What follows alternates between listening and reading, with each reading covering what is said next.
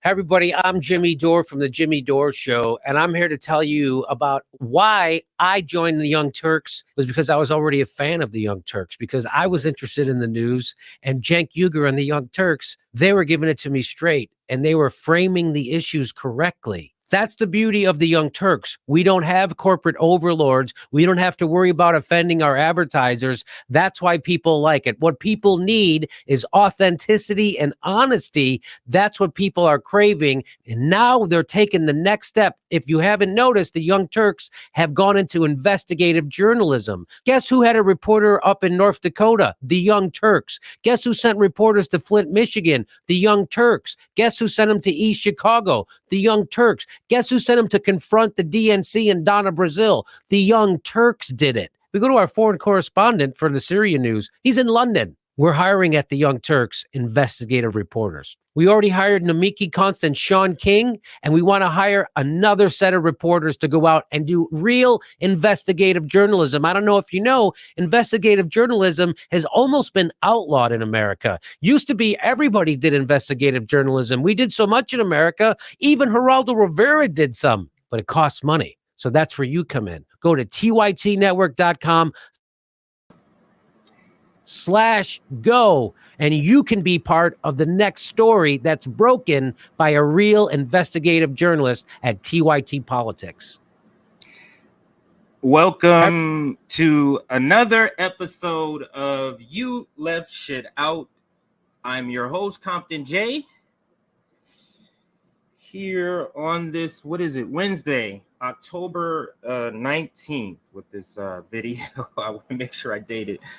I quite possibly have to do a part 2 of this because in researching for this episode, I'm checking to make sure my mic is good. Researching for this episode, there's tons and tons and tons of content on this topic. So obviously, it's a topic of discussion, I guess I'll just say.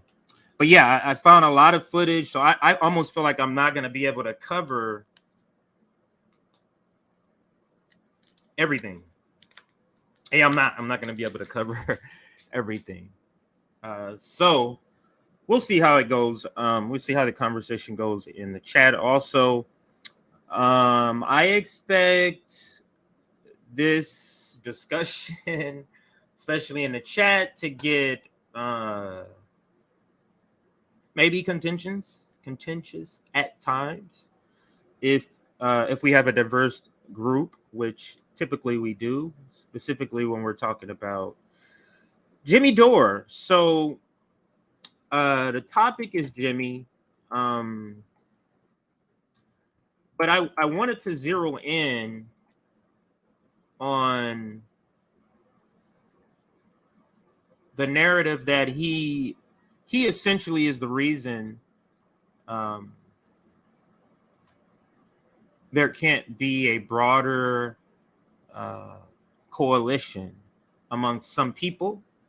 So, like I said, he's the one that's blamed for that. So what's the title? The guy... Oops. Why doesn't this all cap stay on? Okay, there we go. Let's see if it doesn't. The guy... the guy... Oh, here it goes. The guy behind the collapse of the Bernie coalition. I have to do that because I'm a bad speller, as many of you have made fun of me of that. So I wanted to zero in on this. The guy behind the collapse of the Bernie coalition, because that's what we're talking about. So there's so the Bernie coalition breaks up into, their individual sort of groups, and there's two particular groups in that Bernie coalition that have, if you believe the rhetoric, a lot of overlapping policy beliefs. So with that said, there should be a lot of coalition possibilities in that. But one of the group zeroes in on Jimmy Dore and says he is the problem. And if you, let me go to my notes here. I'm going to be reading a lot of my notes here today. So let me just read this part. So in left media content, the person most mentioned is Jimmy Dore. Whether you like him or you love him, you're talking about Jimmy Dore. Why is that? Does he have the most subscribers? No. Does he make the most money? No. Then why is he talked about so much? So I kind of want to address this topic. And like I said, in researching this topic, because it is a trying to figure out what, what the issue is really, if there's an issue. There's a lot of content. So I'll just say that before I get started here. So let's do a couple of things to get everything going. No, I don't want to save that. We're going to do a chat check. I mean, we already had a lot of comments before the stream even started. So we will do a chat check in just a moment here. What are we at? We're at 180 viewers, 115 likes. Can we push to 150? 150. Let's push to 150 as far as likes. So like this stream. The second thing is, if you are watching this on replay and wish that you saw this live, join our Substack and you'll get notifications. This one, there was like a 3-hour advance notice, but typically is more like 45 minutes. We send an email and you can watch it from your email actually. But if you do want to make comments, you do have to come over to whatever platform you're watching us on to make comments. Twitter, you have to come to either Rockfin or YouTube. Twitch, you can make comments. So, and Facebook, you can make comments. So join our Substack if you would like those notifications. The other thing is, in a few days, we have our Activist Summit, showcasing activists, bringing together activists nationwide, talking about activism, but boosting activists in their local communities. So make sure you check that out. That's Saturday and Sunday, 10 a.m. till 10 p.m. Eastern each day. So let's now get back to the topic here. I'm going to toss up some of your preliminary comments before. Oops. Let me toss up your preliminary comments before I get into sort of the presentation here. Let me see what I have in my notes. Oops. Let's scroll that. Actually, let me do one thing at a time. So you said chat check, so let's do a chat check. Let's see what people are here for, what people are saying. I'm going to scroll up. Okay, so I think yes. Yes. Sorry. Hey, comrade. Hey, RBN. Still watching Sabby's clip. Be back on stream. Happy Wednesday, CJ, Nick, Rome, JB, Sabby, Sabs, and a lot of icons there. I'm so proud of him. I don't know if that's Jimmy or maybe you're talking about Nick because he was recently on RT.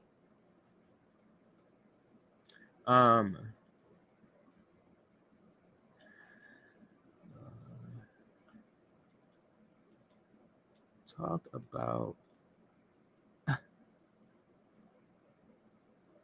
So when BreadTubers hold JD, that's Jimmy Dore, more responsible for left infighting than the Democrats, you found a piece of colonizing apparatus.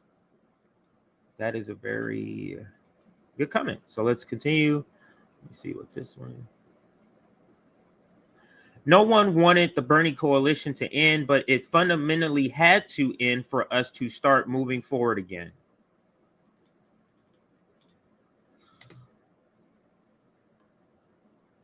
The graphic makes it look like it. Oh, no, he's not doing no interview. He's actually live right now. Let's see. The Bernie coalition would still be going if Bernie had any balls. That could be true. Jimmy Dore, 2024. More Jimmy Dore, 24. The hero worshiping of these people is mind-blowing. Shaking my head. What's up, peeps?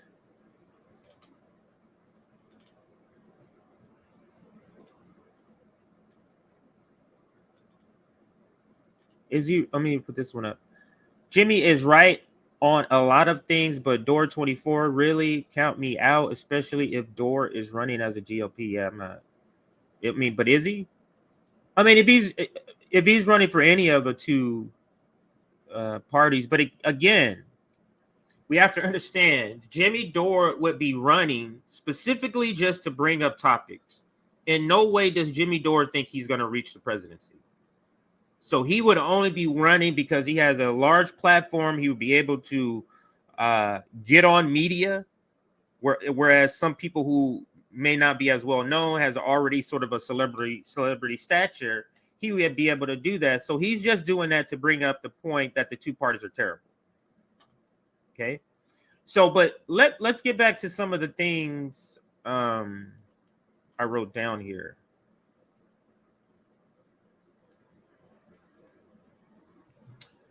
The people that hate Jimmy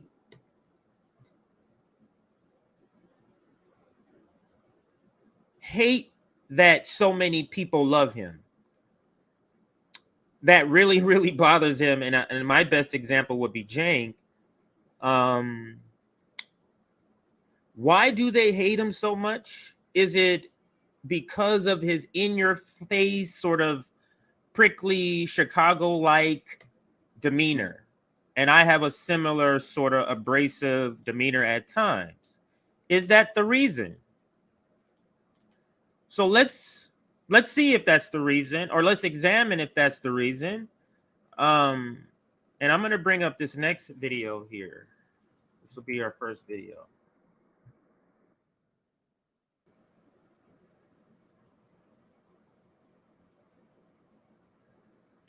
So, where's my notes here? This video, let me hit the mute button just in case it automatically plays.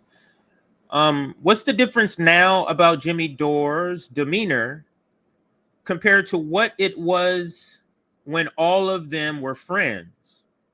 This clip that's coming up is when Jimmy was on TYT, and you tell me if this video of Jimmy 6 years ago doesn't resemble Jimmy, the Jimmy of today. Oops. Did I click the right thing here? Oh, here it goes. Yeah, that was the right. So he was playing a clip. So let's listen. And the name of this video, if you want to look it up, it's on TYT, and it's called A Message to Barack Obama from Jimmy Dore, November 20th, 2016. So that's that's what I said, 6 years ago. So let's blow it up and let's listen to Jimmy Dore. This is when he's appearing on TYT, like on the network, on shows on the network. Okay, so let's listen to if he was maybe less abrasive, less prickly, less of that Chicago-like working house demeanor. Let's see. Democracy is hard work. In the United States, if 43% of eligible voters do not vote, then democracy is weakened. Okay. I love that he wags his finger at the voters who on purpose, his system suppresses the vote of. Because that's what he's doing. You know, when people don't vote, but how about when you're elected to bring change to America and you literally do the exact same thing George Bush was doing? You were elected to change shit, and you took his defense secretary and put him in your cabinet and continued George Bush's policy unabated. We are still in fucking Afghanistan, Iraq. Libya is still a mess. You did that. You bombed so much in Syria, you ran out of it. The hard work of democracy. And maybe you wonder why those people don't show up to vote. Maybe because you're sending their jobs overseas. Maybe because the candidate that you wanted them to vote for passed NAFTA at the same time she gutted welfare and exploded the prison population, and those people know it.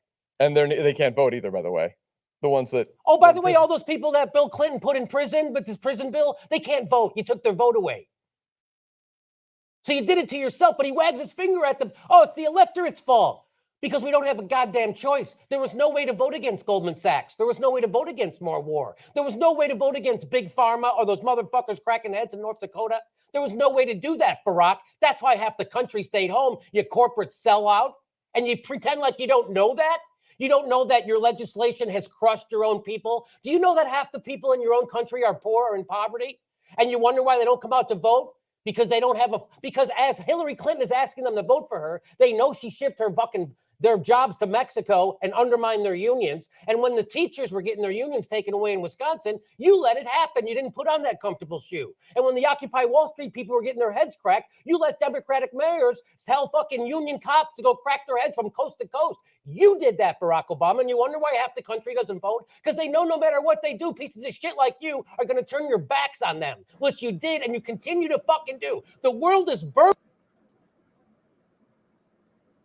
I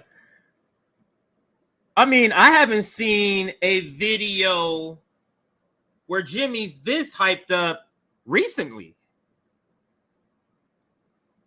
And then again, I didn't grow up in the TYT, knowing TYT. I just found out TYT maybe 2 years ago. So I didn't know all of this stuff. But the name of the show was Aggressive Progressive. Is that the name of his show? Was that his show? He just appeared on the show. If you know, if you can type that in the comments, I'll toss it up there. This is on TYT.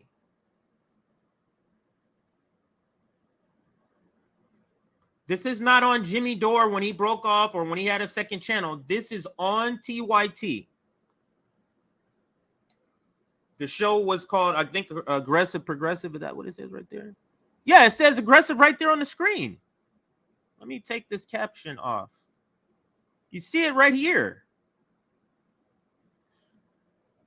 So the question I'm asking is, I'm trying to give those who have critiques of how his demeanor, I'm trying to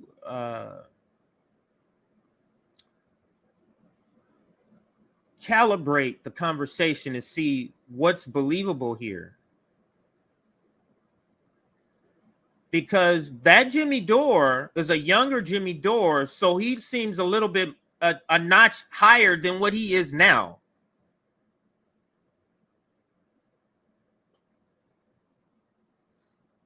So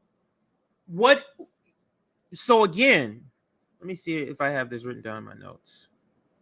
What's different now about Jimmy Dore's demeanor today in 2022 than in this video in 2016? What's different in the demeanor?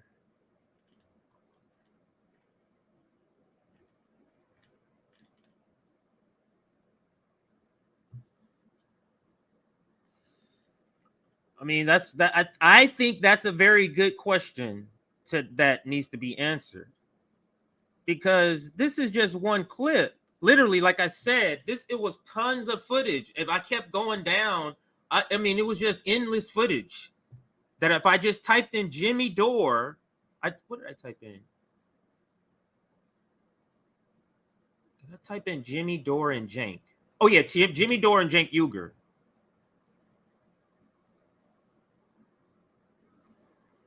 And multitudes of content came up, and I saw this, and I'm like, this fucking sounds just like Jimmy Dore now. I was expecting to see a more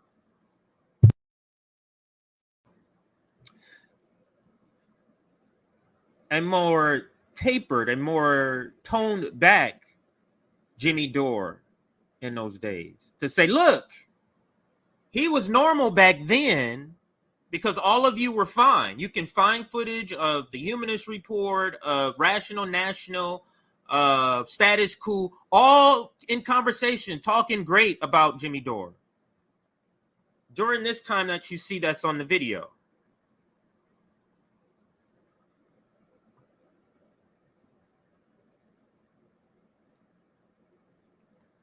So at this point, he was behaving this way that you just saw in this video, and they all were fine with him.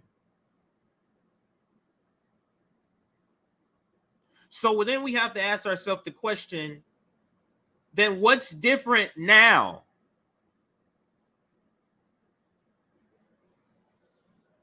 If he's, like somebody said in the comments, he's saying the same thing he's been saying for years. If he's saying the same thing, what has changed? Either TYT has changed or the target. Isn't his target the same? Democrats and Republicans? Isn't his target squarely on Democrats when they're in power? Squarely on these so-called progressives? So who has changed? Has Jimmy changed? Or has there been another influence that changed the people around Jimmy at that time?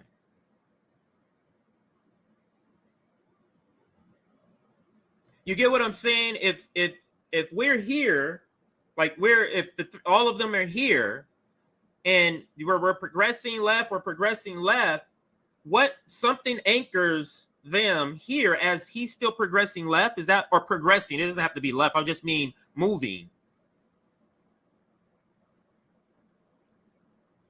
But what made this break off? What kept people, I'm not going to phrase it that way. Okay, so let's see. Let me see what else I have here in my notes. Let's read the next part. Here. I'm going to come back sort of to that.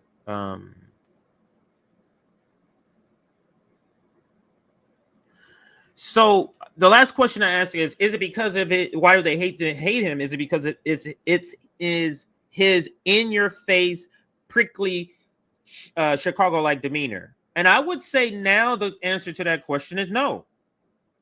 This video is saying, no, that's not it. That's what this video is saying to me. He's the same. He is screaming a slight notch above than what he does now.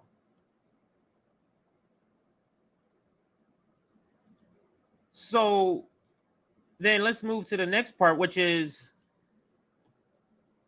because what do we say here with Nick? We could do it either way. So let's go with what they're saying. Let's say it's abrasive, is bad, and all the things saying. And that's what they're saying. I have a video where they're specifically talking about the way he argues, and we're going to cover that one too. But does his demeanor burn bridges? Does the way he interacts burn bridges?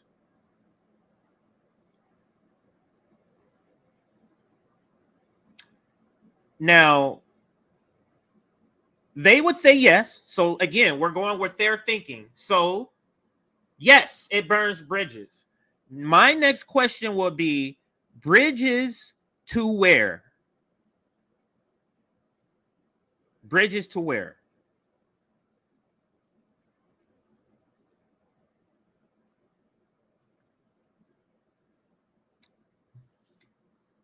This is what I wrote down. Does Jimmy Dore's demeanor burn bridges? ? What bridge to who is being burnt? Because that's key. Because what if we're on some sort of military mission, and not even a military mission, let's say some body who wants to get us is trying to, the ruling class are trying to get us in a revolution. We're in the jungles. And they're on the other side. And the only thing one thing we can stop them from chasing us, we can burn this bridge. Isn't that a good bridge to burn? Isn't that a good bridge to burn? So I'm going to put that out there in this conversation. because there are some bridges that are good that we should be burning.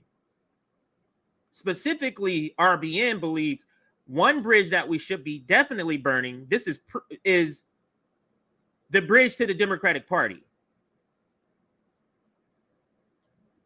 So when we're talking about he's burning bridges, that has to be the framing, the lens. Bridge to where?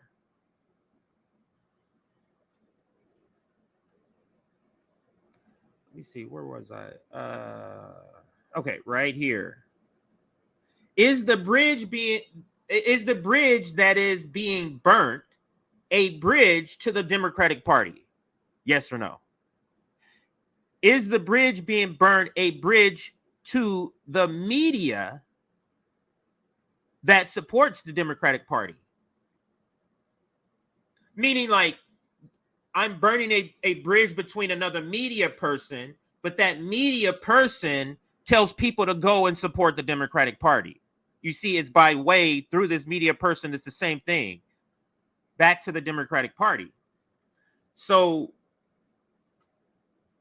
let's go to the next part is it burning bridges to, oh, I answered this question already.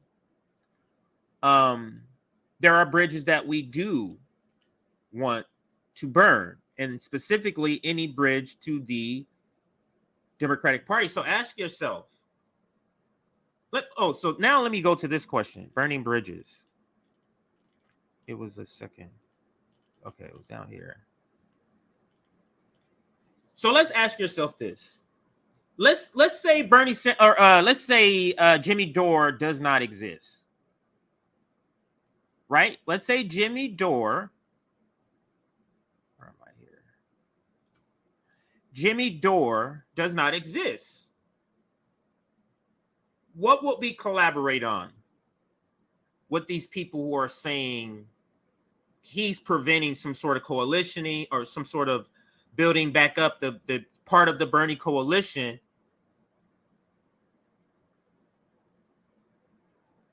What would we collaborate on with these people? The police state? Aren't they fine with funding them? Can we collaborate on that? What about the military industrial complex? Aren't they fine with sending money to the Ukraine? So, okay, let's do another one. Support for the apartheid state of Israel. Are we collabing on that? What about abandoning BDS?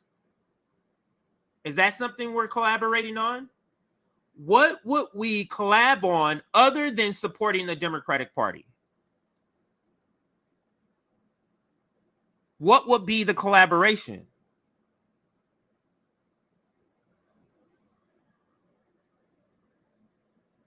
Collabing on what?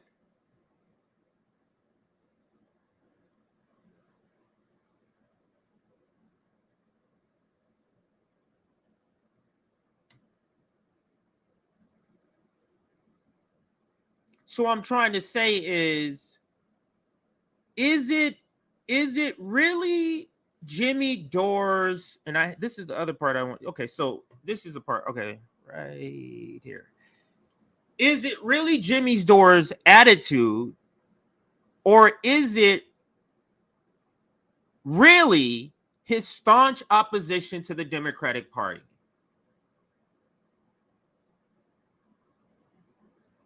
No, sometimes, no, he's like, no, you can't support Democrats or Republicans, either of the corporate parties, as he would say.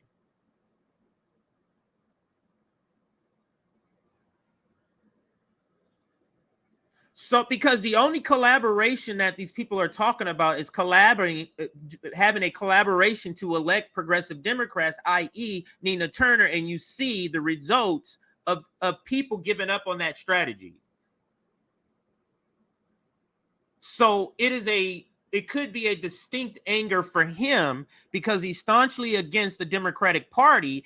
And on top of that, the way he does it and the demeanor he does is a problem. It's the same demeanor, but now He's not still with this Justice Democrat strategy. He's no longer with the Democratic Party. And that's why I said, is it really his attitude, or is it really his staunch opposition to the Democratic Party? I think it's his staunch opposition to the Democratic Party. That's what I think.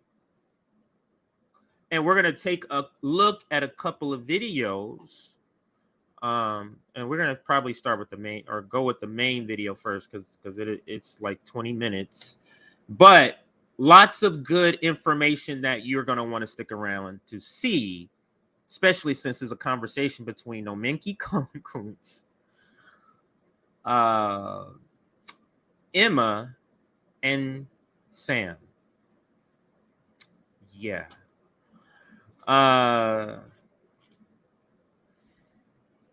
So yeah, we're gonna take a look at that because believe it or not, the most content I found, not the most, like it wasn't like 9 out of 10 of the content I found was Majority Reporter Sam Seder, but a great number of videos Sam Seder has done on Jimmy Dore. Great number that Majority Report has put out on Jimmy Dore, because I found a lot of content to use. And we're going to use maybe, I think it's 2 clips I have, or 2 videos I have for the Majority Report. But briefly, we're at 250 likes with 300 people. Can we push to 275? 275 likes. Let's try to get some more people in here so I can start this main the main part of this presentation, which is this video, this first video. And I told you who's in it. Also, subscribe to our Substack if you want notifications of streams just like this one. Subscribe to our Substack. And now let's get into the other video. Let me find it now. I have a lot of videos here. Okay, here it goes. Sam, Emma, and Nominky on Jimmy Dore. So I think, yeah, this is out on the Majority Report. And yeah, I think what I mean to say is I think this was put out by the Majority Report. I'll get confirmation of that as soon as this fully opens. Jimmy Dore's repulsive method of arguing. So this is the part. So they're saying it's his method of arguing. And now remember the clip that we showed 6 years ago. Remember the clip. So if you want to find this, this is from December 17, 2020. Jimmy Dore's repulsive method of arguing. So let's see what they're talking about here.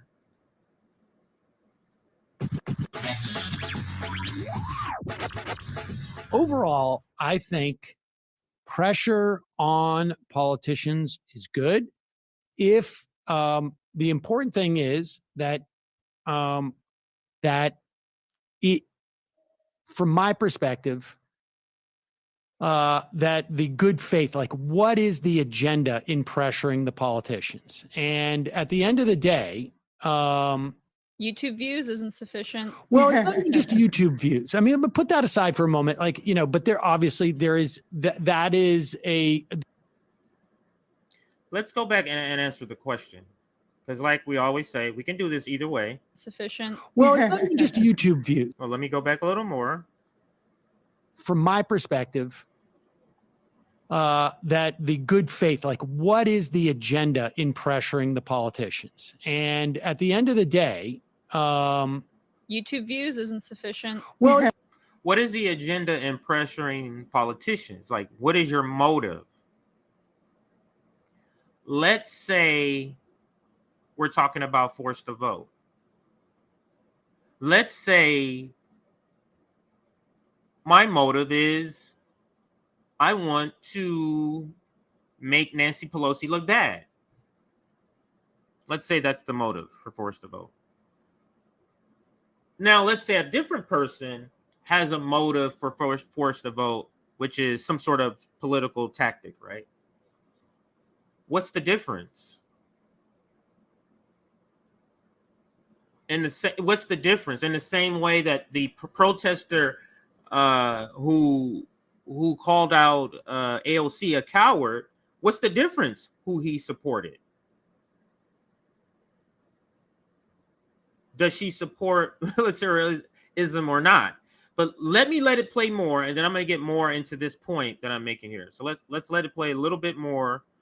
I'm not going to tell you to what part, but I'm listening for a particular part here.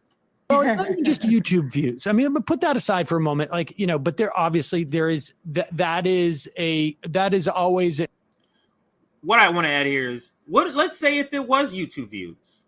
Let's say he's doing this tactic of YouTube views. Could a tactic where you're trying to get YouTube views, could they also work politically?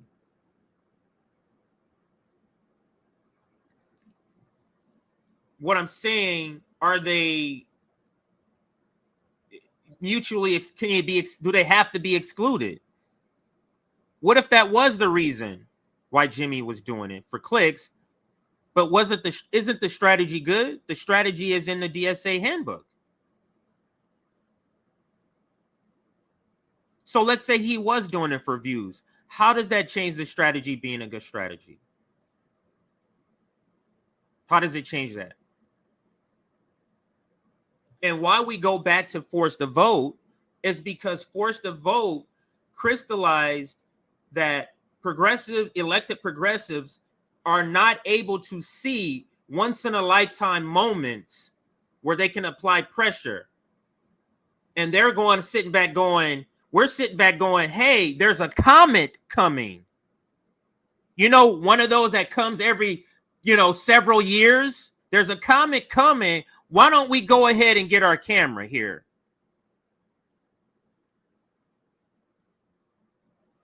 It has to be another one.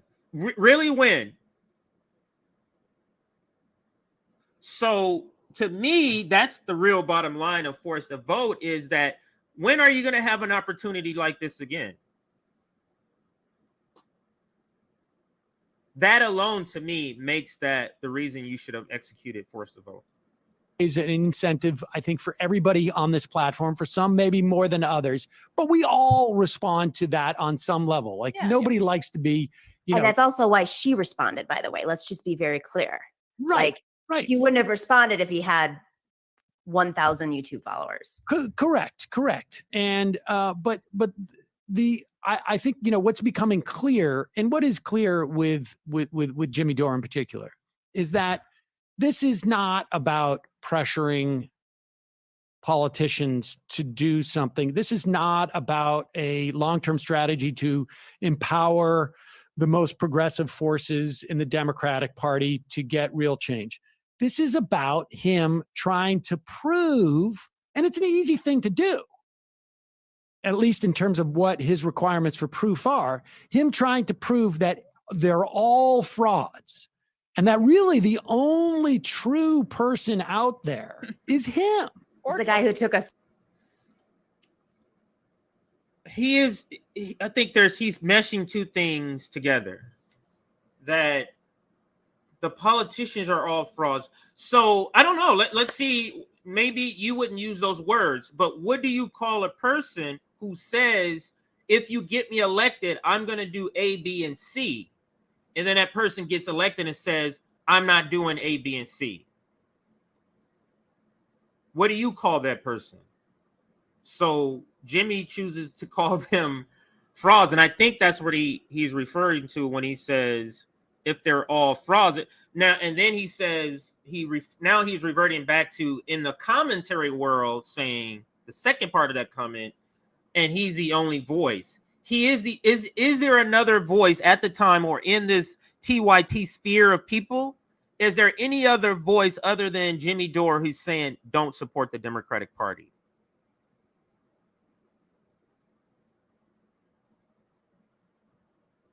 So I believe that's the point that he's making. Is that because he says it all the time, I'm the only one telling you this because none of the other left media giants like TYT and Majority Report reports on certain things. So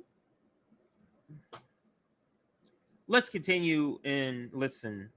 Took Assad money. Well, Awesome. Like, sorry. Let me rewind it. She threw in the Assad attack thing. So go ahead. the most progressive forces in the Democratic Party to get real change. This is about him trying to prove, and it's an easy thing to do, at least in terms of what his requirements for proof are, him trying to prove that they're all frauds and that really the only true person out there is him. It's the guy who took Assad money. Well, Awesome. Like, sorry. He accepted money. It's Tulsi, it's Tulsi today, but it was Jill Stein before. Right. Like, he's not out there like trying to re-recruit Jill Stein. He's like, and I'll remind you, in 2016, it was Elizabeth Warren. I mean, go back and look at that interview, that I did with him. He was saying the plan was Donald Trump is going to get elected and then we're going to get Elizabeth Warren. And so it is. So let's throw this one up here. Jimmy Dore pushed anti-vax propaganda. I'm not sure what that means. There's not a such thing as anti-vax to me. A person can say, I don't want to be vaccinated. So I don't get that critique. That's a real liberal person that would say that to me. Pretended, and this is another red flag that you're a liberal here. Pretended Ron DeSantis was pro free speech. These are two culture war things here that you mentioned in your first two sentences here. And acted dumb pretending like he couldn't tell Melania is a fascist. That's another one. So these are all things that's going on in liberal world. So again, is this in protection of the Democratic Party? Because each item you mention here, this is in defense of the Democratic Party. Anti-vax, the Biden administration is against that. So that's pro-Democrat. Pretend that even bringing up Ron DeSantis, in my opinion, is being pro-Democrat. I don't know other leftists outside of that even bring him up. Specifically on free speech is also telling. And then acted dumb pretending he couldn't tell Melania is a fascist. There's a lot of people. I call Melania a fascist, but there's a lot of people that wouldn't use that word. Nick, on this network, he did a stream. He wouldn't use that word, fascist. So what is this about? Again, I'm pointing out, I'm hearing defense of Democratic Party is what I'm hearing. So what is the critique that doesn't involve in defense of a Democratic stance, in defense of a Democratic pathway to lead non-establishment people back to the Democratic Party? So give me that critique. And not give me that critique, but tell me what that is, and maybe that's building or burning a bridge. So I'm trying to decipher whether or not this is a thing or this is just a personal issue. And this is a personal. This is screaming to me. This is a personal issue they have with Jimmy, not based on sketchy facts that they provide, like in this video that we're watching. But let me also read this I have in my notes. Let me see if this is the next thing. It's so funny because his haters talk about him because they hate him and because they know it will get them a lot of views. It's sort of like a love-hate relationship. And maybe that's why the Majority Report does it a lot. A lot of these Jimmy Dore videos. Because if you hate him, the reason I'm saying this has to be a love-hate, because if you hate him, if he's this disgusting, he supports Assad, why wouldn't you just ignore him? Why wouldn't you just ignore him? Isn't the logical thing is if you hate somebody, you just put distance between you and that person? If you hate him, why don't you just stop talking about him?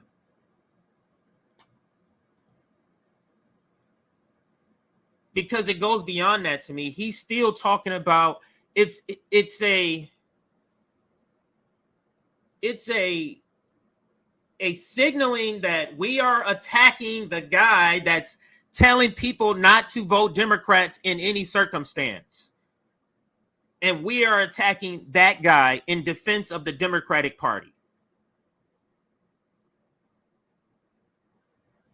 That's literally what this is. But let's continue with the video, and there's more. Is whomever in that moment is not the person who's in a position to do something and to make any type of change, granted incremental, but yes, politicians. So let's listen to this part he just said. So let's listen to this part. I'm going to rewind it maybe 25 seconds here. Let's listen to all of it. I mean, go back and look at that interview, that I did with him. He was saying the plan was Donald Trump is going to get elected and then we're going to get Elizabeth Warren. And so it is whomever in that moment is not the person who's in a position to do something and to make any type of change, granted incremental, but yes, politicians are not going to do revolutionary change in that. Politicians are not going to do revolutionary change. What is needed in this moment? With inflation, with starving Afghanistan, with nuclear war,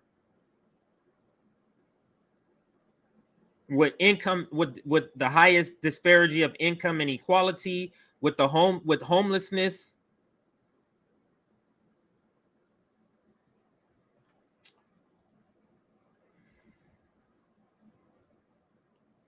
So position to do something. And that's what we're saying. These politicians, so it's like this. This is what it feels like. It's like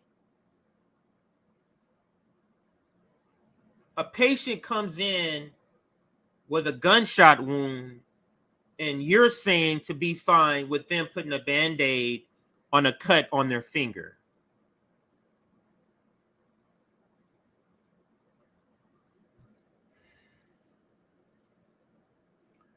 There's more that's needed than just fixing a cut on the finger. There's more that's needed. There's a gunshot wound.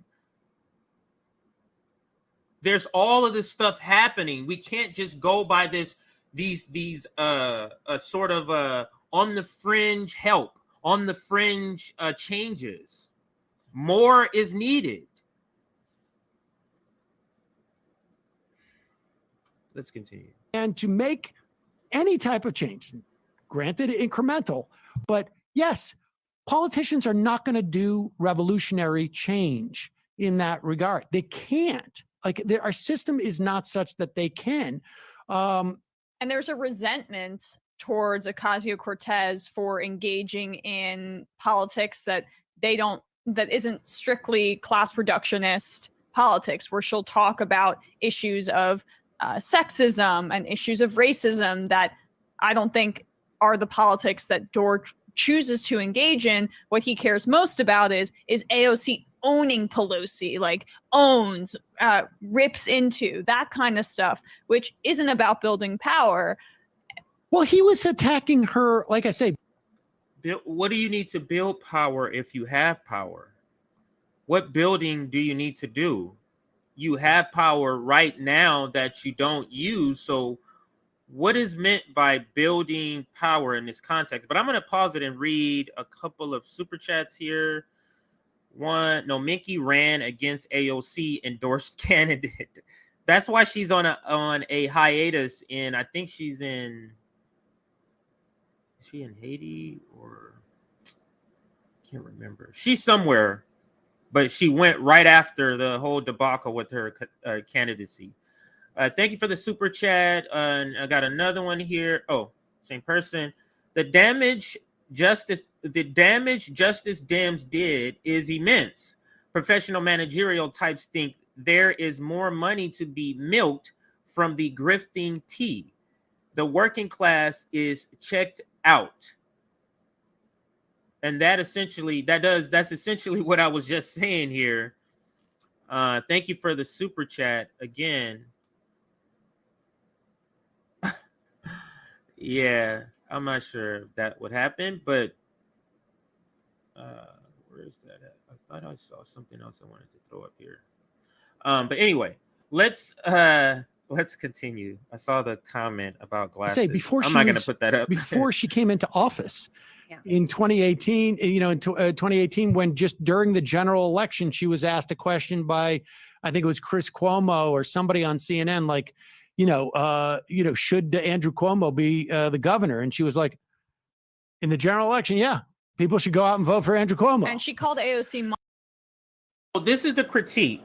So AOC called for voting for Cuomo, and Jimmy Dore critique. So this is their response video to that. So I'm going to rewind it just a little bit so we can get the context here. Chris Cuomo or somebody on CNN. Like, sorry, more. Pelosi like owns, rips into, that kind of stuff, which isn't about building power. Well, he was attacking her, like I say, before she came into office. Yeah. In 2018, in 2018, when just during the general election, she was asked a question by, I think it was Chris Cuomo or somebody on CNN, like, should Andrew Cuomo be the governor? And she was like, in the general election, yeah, people should go out and vote for Andrew Cuomo. And she called AOC Mama Bear one time, so that must mean she's completely sold out. And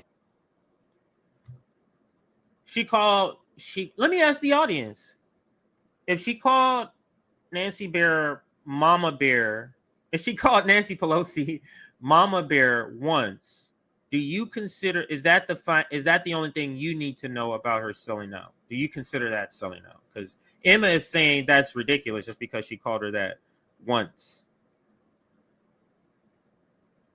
When something is bad, the person has to emphasize it was only done once. Ask somebody who cheated in front of their mate, they cheated on. Oh, I just did it once, just one time. It feels very similar to this. It's an admission that it was a terrible thing. That's why you have to say it was only done once, right? So that's what Emma's doing here. And right, that's what Emma's doing here. Is cheating on a person once, is that enough to say the person's a cheater? For some people it is. Some people allow redemption, but for some people it is. But to pretend as if saying it once can't be a deal breaker for some people. Come on.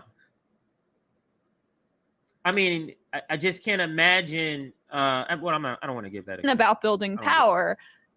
Well, he was attacking her, like I say, before she came into office.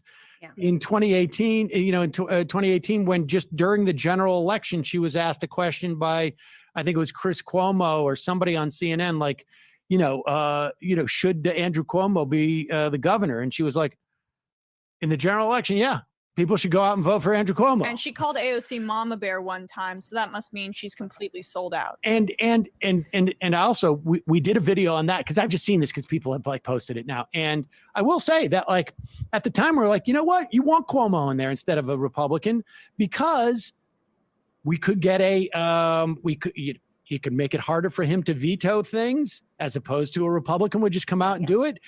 We have no IDC now. But they're all the same, man. Right. And that But they're all the same, man. Where's Cuomo now? The beauty in going back and viewing these tapes. But they're all the same, man. Yeah, they actually are. Just the same sexual harassment, the same bullying, the same corruption. But you're saying they weren't the same. That's why you're saying it sarcastically. But they're all the same, man. You're saying it sarcastically because you're trying to say they're not the same, and they are. And history has shown you wrong.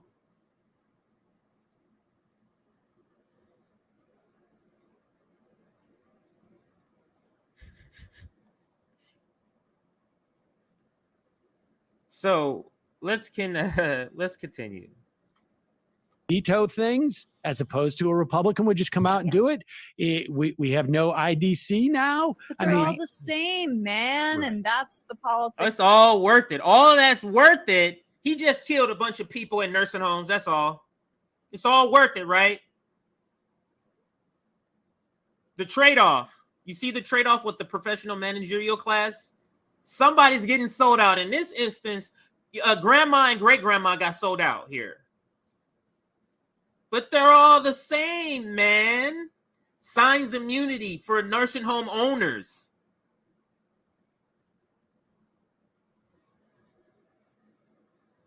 Sexually harassing people behind the scenes.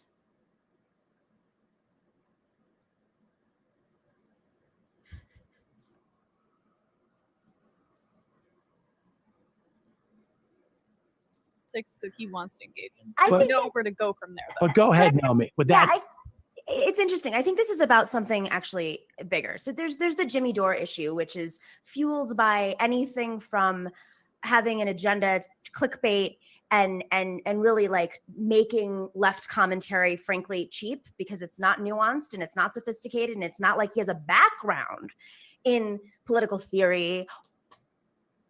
Here's the gatekeeping. You like it? You like how the professional managerial, this is literally the textbook definition of gatekeeping. She is saying, how is he able to even say anything? Because she's listing all these credentials he doesn't have. Now you know what the professional managerial class thinks of you if you don't have degrees.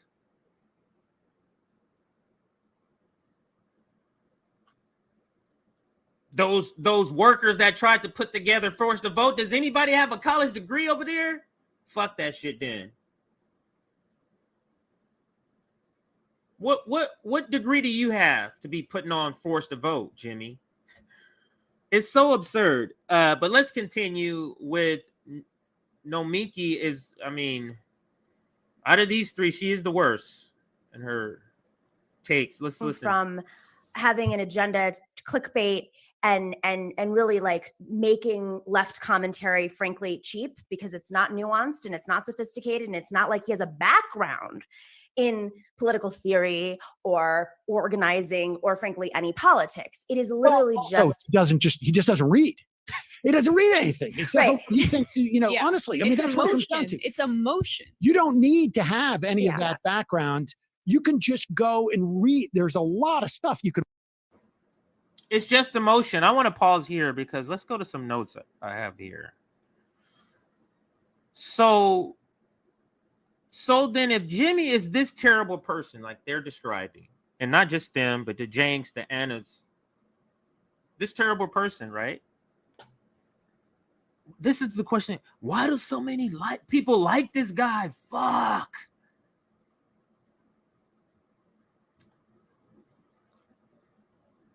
Let's answer that question. Why people follow and love Jimmy Dore? this is just me. These are 3 points off the top of my head. There may be more in this discussion. Jimmy Dore uses the language and the tone that fits the moment of this collapsing empire.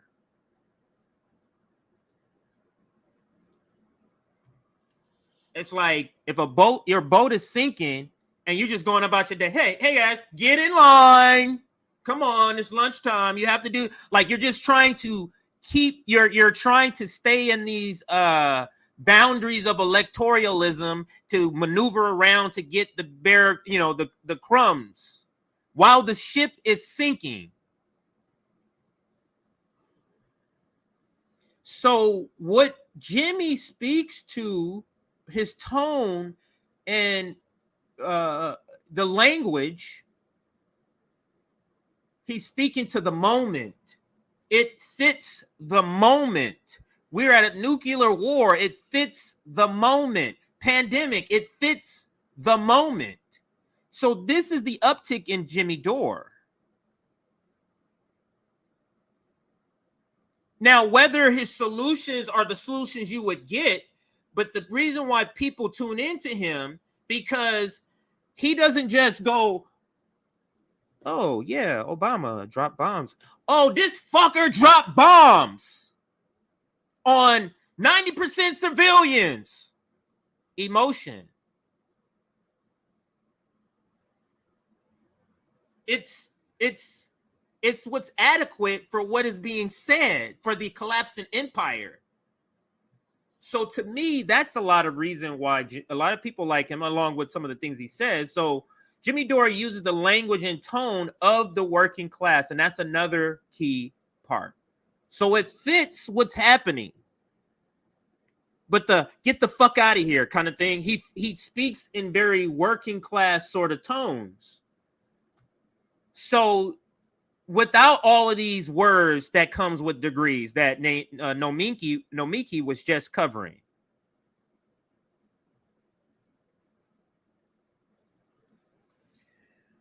And then, particularly in this particular moment,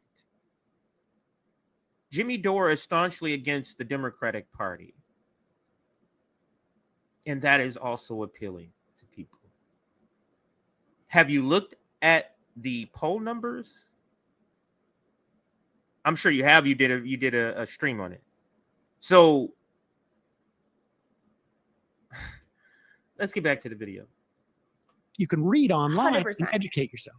So there's one thing and the people, frankly, who echo it, I'm disappointed in, not because we don't all agree that we should pressure, as Sirota's take is, pressure certain lawmakers to push Medicare for all forward. What happens power structure wise, and this is what my concern right now is, we don't have actual movement leaders out there, like real movement directing the left. And so what happens is he's sucking up that void, like he's taking over that void and preying on people's vulnerabilities right now. People are angry and they're concerned and they don't know where to channel their energy, partly because institutions have been dismantled on the left. Unions are very weak. And it's hard to get into the nuance. Is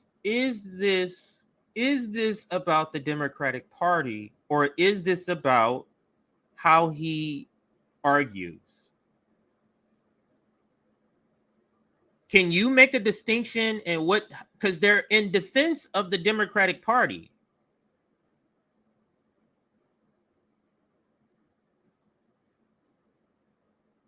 You find me reasons why they're saying Jimmy is toxic or Jimmy should be, whatever they're saying, that does not involve Democratic Party's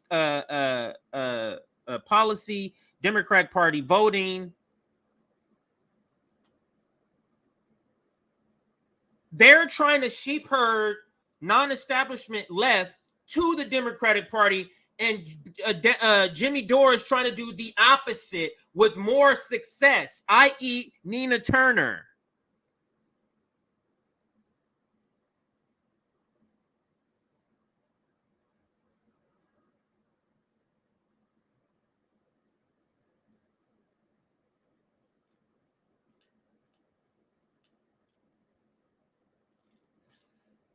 Yes. So Nina Turner is proof that the coalition progressive Democrats need to get elected to the Democratic Party, especially with dark money involved, has to involve the people that Jimmy Dore is pushing or nudging or aggressively yelling in their ear to get out of the Democratic Party, however you want to describe it. You see how that's a problem for them in their strategy of the Justice Democrats? Because just think about this network, the RBN network. Me,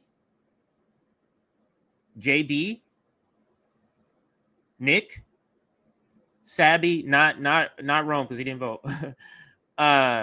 We all were in the Justice Democrats camp 3 or 4 years ago. And I would say I'm permanently out. Permanently. This is a wrench in David Sirota's, what does he say? I've been at this for 20, 30 years. This is a wrench in his 30-year struggle to change the Democratic Party. So let's continue with a little bit more of this, and then we got some other clips to show. Because so many of us have not been in the halls of Congress and in power. So it's hard for us to navigate how power structures work. So he's actually preying on people, and people who are encouraging his behavior and echoing it, with all due respect, might be playing the same game. And we might agree with him on 85% of the issues, but this is a clickbait game. This is about... How can you agree up with him on 85% of the issues, but you call him a right-winger? Good Lord, these people can't do math here. The professional managerial class should know how to do math. Anybody you agree with 85% of the issues, you should be damn near in coalition talking to that person every day. 85%?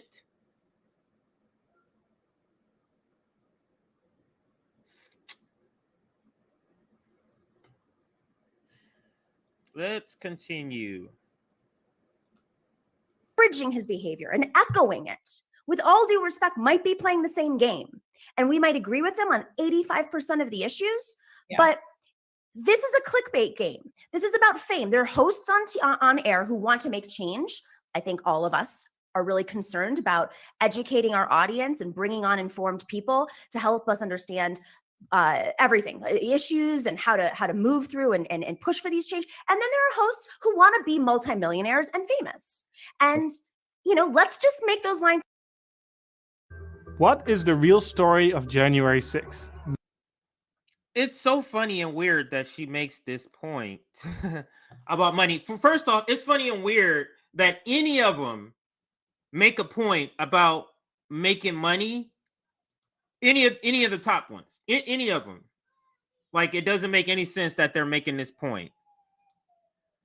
But let her continue here. And not to mention, he has taken money admitted to taking money from pro-Assadist groups. So he's not the pure guy that he wants to pretend. And I like Jimmy. He has a problem with those pro-Assad groups, to be honest with you. I mean, I don't think he's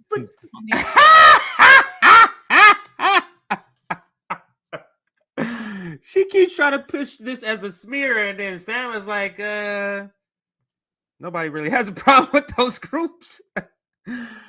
And she has to come down off the rhetoric, the hyperbolizing of the situation. So let's go back so we can see that again. Want to be multimillionaires and famous. And, let's just make those lines very clear. Yeah. So and not to mention, he has taken money admitted to taking money from pro-Assadist groups. So he's not the pure guy that he wants to pretend. And I like Jimmy. He has a problem with those pro-Assad groups, to be honest with you. I mean, I don't think he's neither did Tulsi. But that's the problem. He can't sit here taking money from anybody that's not your audience. Means you're technically not pure, right? It's just he can't use a set of standards for you, Sam. This is such a reach. That's why it's falling so flat. It's such a reach for Nomiki. Bless her heart. Bless her little heart. Let's continue. For taking, Harry's razor money, or whoever you promoted today. I was off air. I didn't see. double that down, versus Blinkist, get it right. Blinkist. But aside from that, I think the other thing that we have to be concerned about is, okay, so how do we affect change? How do we get Medicare for all on the table? You know, embarrassing rather than pressuring, because he wasn't pressuring, he was embarrassing. Well, that's my point. Squad. That, like, look, they're Embarrassing and pressuring. I don't see what the difference is here. Embarrassing can be pressuring. Calling out can be pressuring. So there is, I think that there is, I mean, on some level, like, you know, I've always been thinking about this a lot. It's like, on some level, I'm like, I think there is value in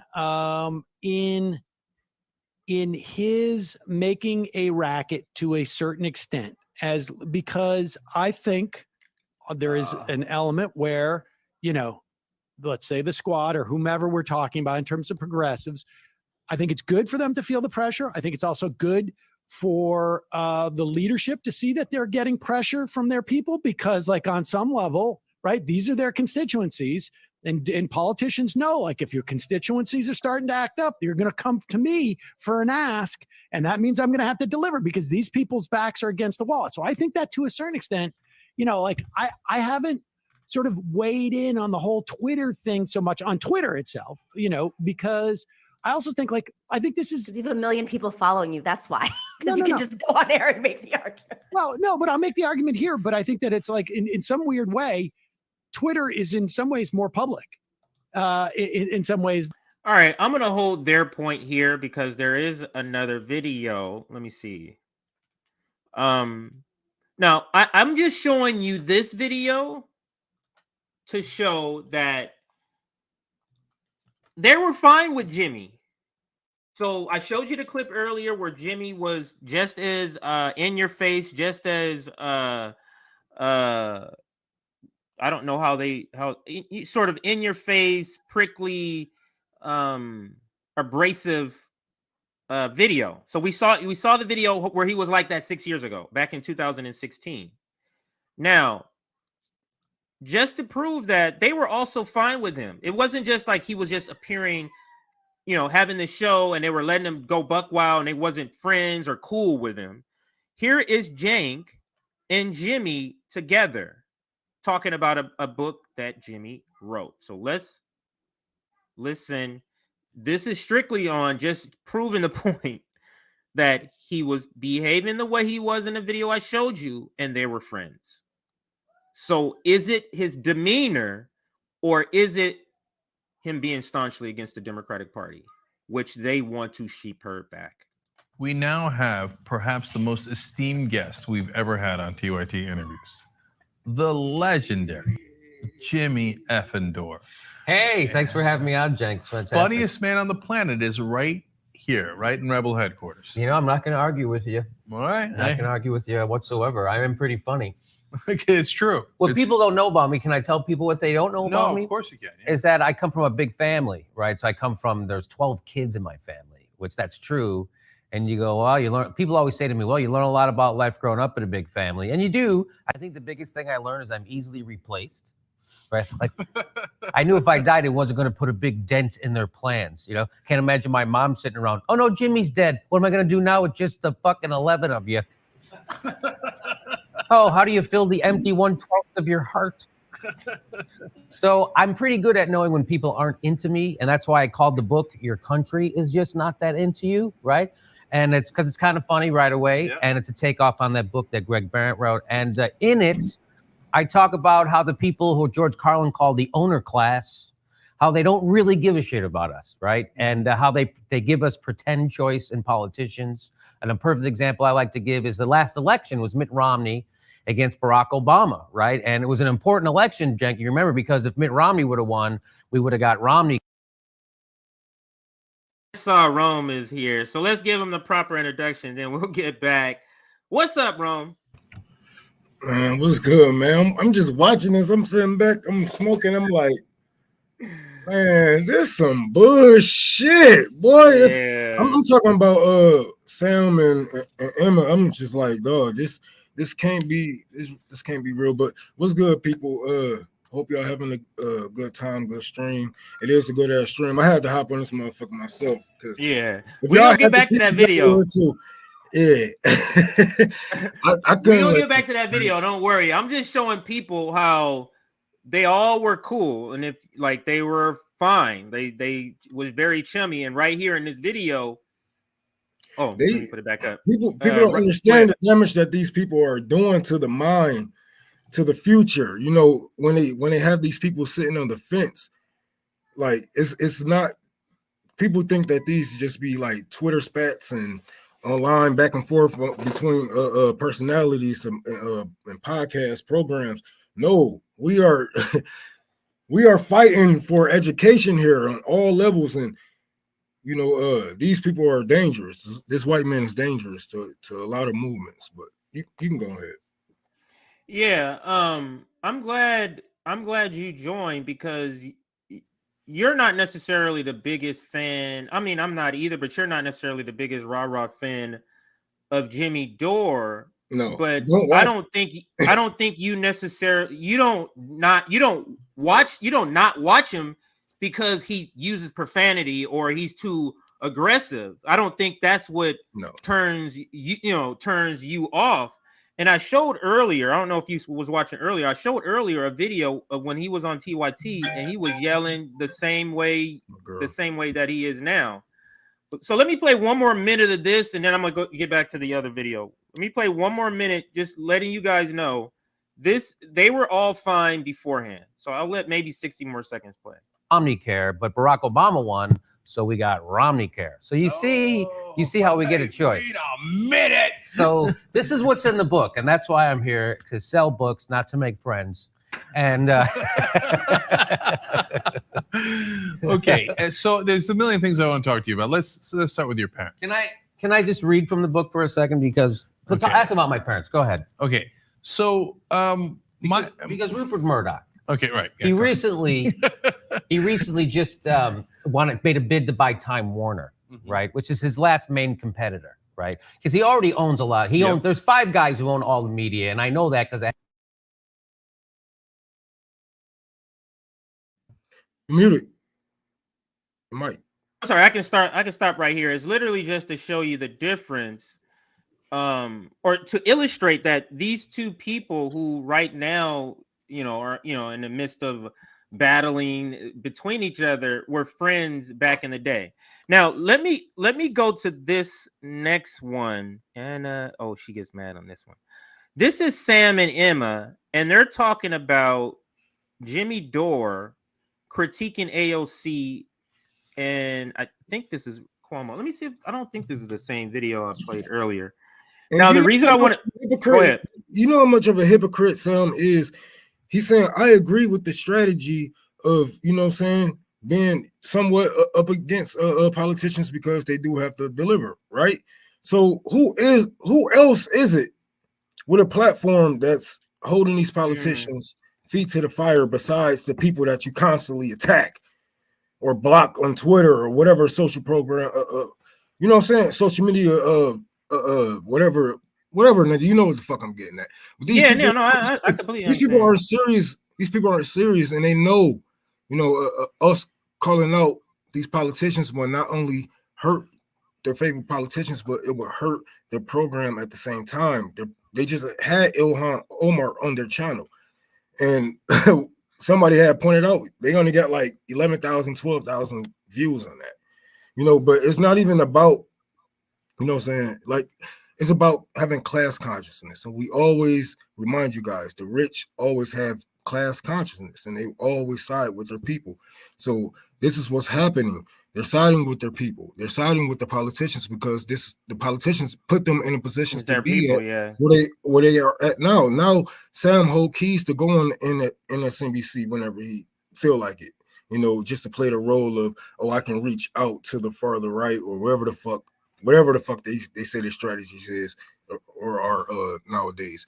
But this is all a game to these people. They have no real urgency, no real sense of urgency.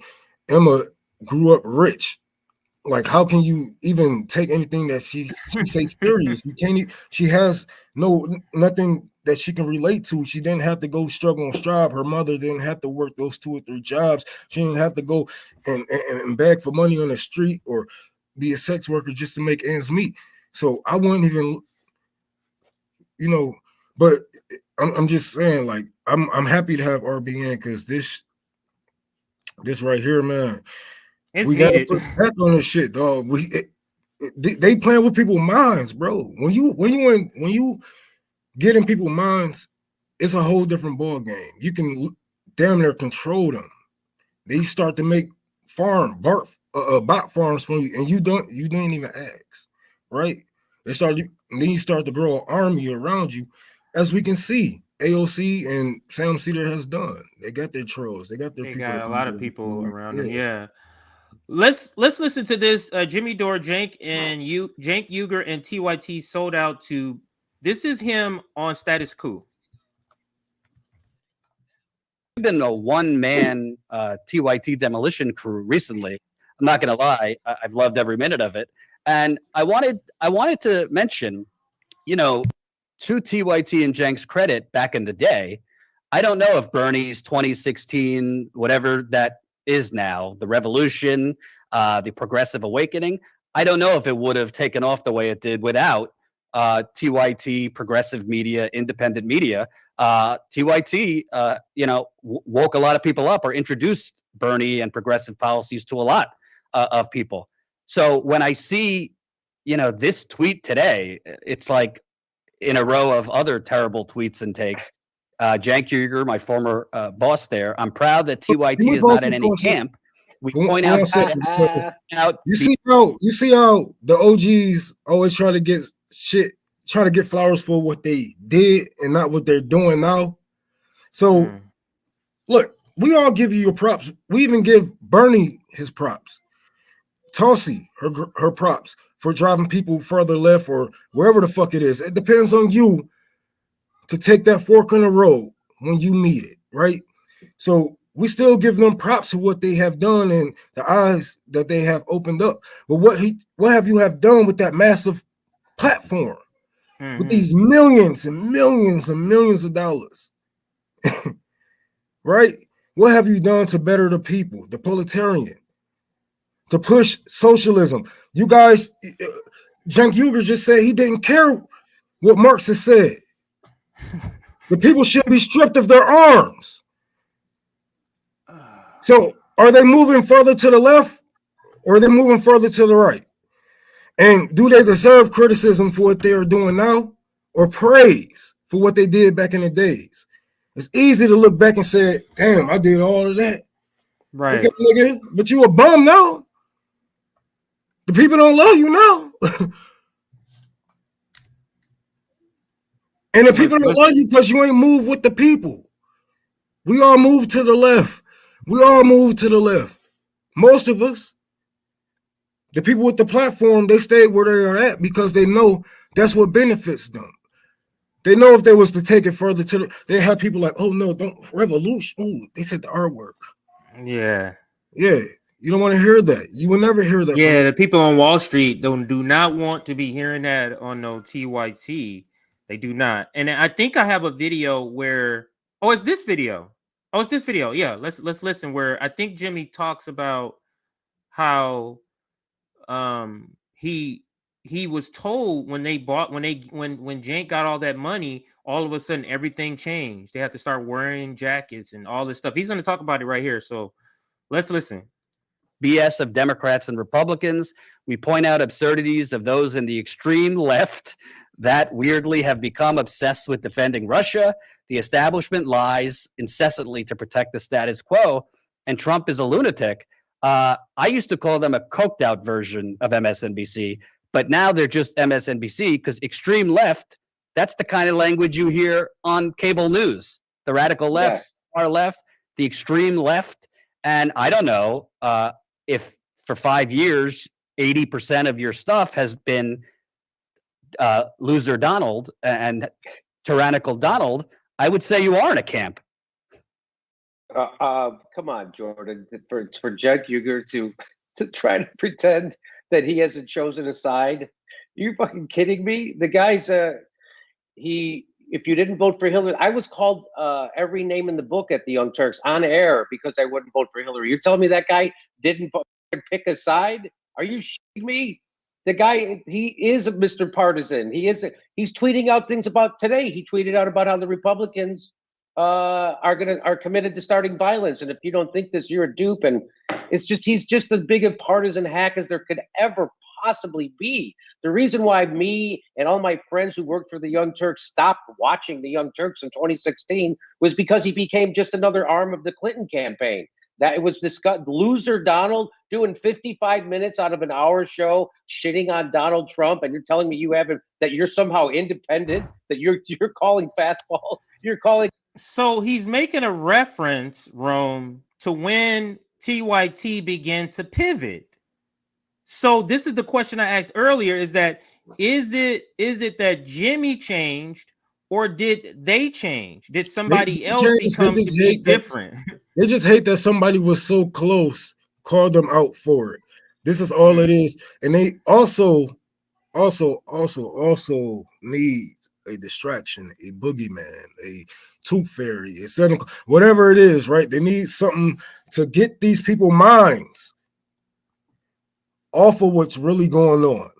So while Nick is on RT talking about what's really going on in Hades, Cenk Uygur is on his platform that was funded $23 million from the Clinton campaign talking about fucking Jimmy Dore. These people can't be serious, man. And they really need another boogeyman because Trump isn't in office. Who are you gonna take it out on? Damn, okay, Democrats got office, so we can't say nothing too bad about it. Right? We can call him out when he fuck up, but we still got damn, okay. Democrats hold all the office. They got all the keys. Damn it. It didn't work. Jimmy Dore. And I go around all the fucking time. I go around in my hood all the time, and I just be asking shit about this nigga. I'll be like, did Jimmy Dore tell you to say that? They be like, who? Right? Susan Sarandon tell you to say that? They be like, who? Nigga won't know. You think people in the hood know these people? No. No, nobody in the hood. They call it the online left. And I was gonna do a stream on this. I might be doing one later. The online left. It's weird that people critique and use that as a derogatory term, the online left, and they're online when they're saying that shit. It's like you're on Twitter talking about people online. You're on YouTube. As a propagandist, I read propaganda from a lot of different propagandists, even the Nazis. One of the main things that the Nazis did was reflection. Reflect what you are doing onto others, unto your enemies. And this is all that they're doing. This is all that they're doing. Now they're calling us fascists. While we're calling to stop arms, we don't want war, especially looking at the possibility of it going nuclear. We're the fascists. We're the right wingers, right? This is projection. And as a propagandist, I know it when I see it, and I'm not falling for it. This ain't y'all not sound all of these people. They just want to keep their place. They are comfortable where they're at. And if they was to actually challenge power, their lives would change. Your lives would change. Yes, your lives would change for the better. But when your life changed for the better, there is no need for me. There is no need for CJ. There is no need for Torah for the Poor. There is no need for Sam Cedar. There is no need for TYT. And you see how this goes. That's a dangerous path to go down if you call yourself a businessman or a business. That's not business. You don't want your clients and your customers going elsewhere, learning better, or doing it on their own. That's not a good business. You want to keep everybody in the same circle as tight as you can, as long as you can. But we can get on with this video. But I like that Jimmy is calling him out. The little shit that I do see about Jimmy, He do be on point, but people just don't like it because it's the fucking truth. And you know, who gives a fuck about what the public really thinks, right? Because this is the same public that still want to go to war with, you know what I'm saying, North Korea. This is the same public that still side with slavery and don't give a fuck, right? This is the same public who look down on defunding the police. The majority of the public.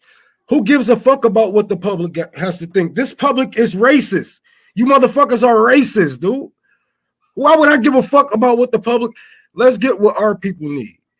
But we got to call out the people that's in the roads, these tolls, on our way up, on our way to liberation. But we can get on with this video. Right, I still don't like Jordan. I still don't like Jordan, but it is what it is. Yeah, I know you have a thing on Jordan. So let's listen. But I mean, chime in whenever you want. You're just calling balls and strikes. I mean, everybody sees through TYT and the Young Turks, which is why nobody's watching them anymore. They don't even get half as many live stream viewers as my show does, and I'm a jagoff comedian in my garage, and that's not hyperbole. And they've got a public relations firm. They've got 80 employees. They've got 20 executives. They've got managers and middle managers and supervisors, and they've got marketing, and they get less than half the live stream viewers than my show gets in my garage. They got $24 million from right ringers and corporatists, and they get half the live stream viewers as I get in my garage. Well, that just tells you that people see through them. 9 out of 10 paying members to the Young Turks, 9 out of 10 supported Force the Vote. And I think that was the watershed moment for them. They're like, hey, I've had enough. And I think they're all abandoning ship. And I also think going back to, I said it's such a wasted opportunity right now for the House and Senate progressives, because you couldn't have better conditions for a progressive revolt. Right. And here you have a company with actual resources. I mean, Stat was literally scratching quarters together to go out in the field, report in Flint and many other places that no one else is covering. We actually go out there with way less resources than TYT, yet they've got resources. I don't know where that $20 million went, because they were begging people to give them money during a pandemic. I don't know where the 20 million went, or the 2 million that they fundraised, but it's such a squandered opportunity. They don't go out and report. They don't cover a lot of progressive issues. They're not covering the Standing Rock stories anymore.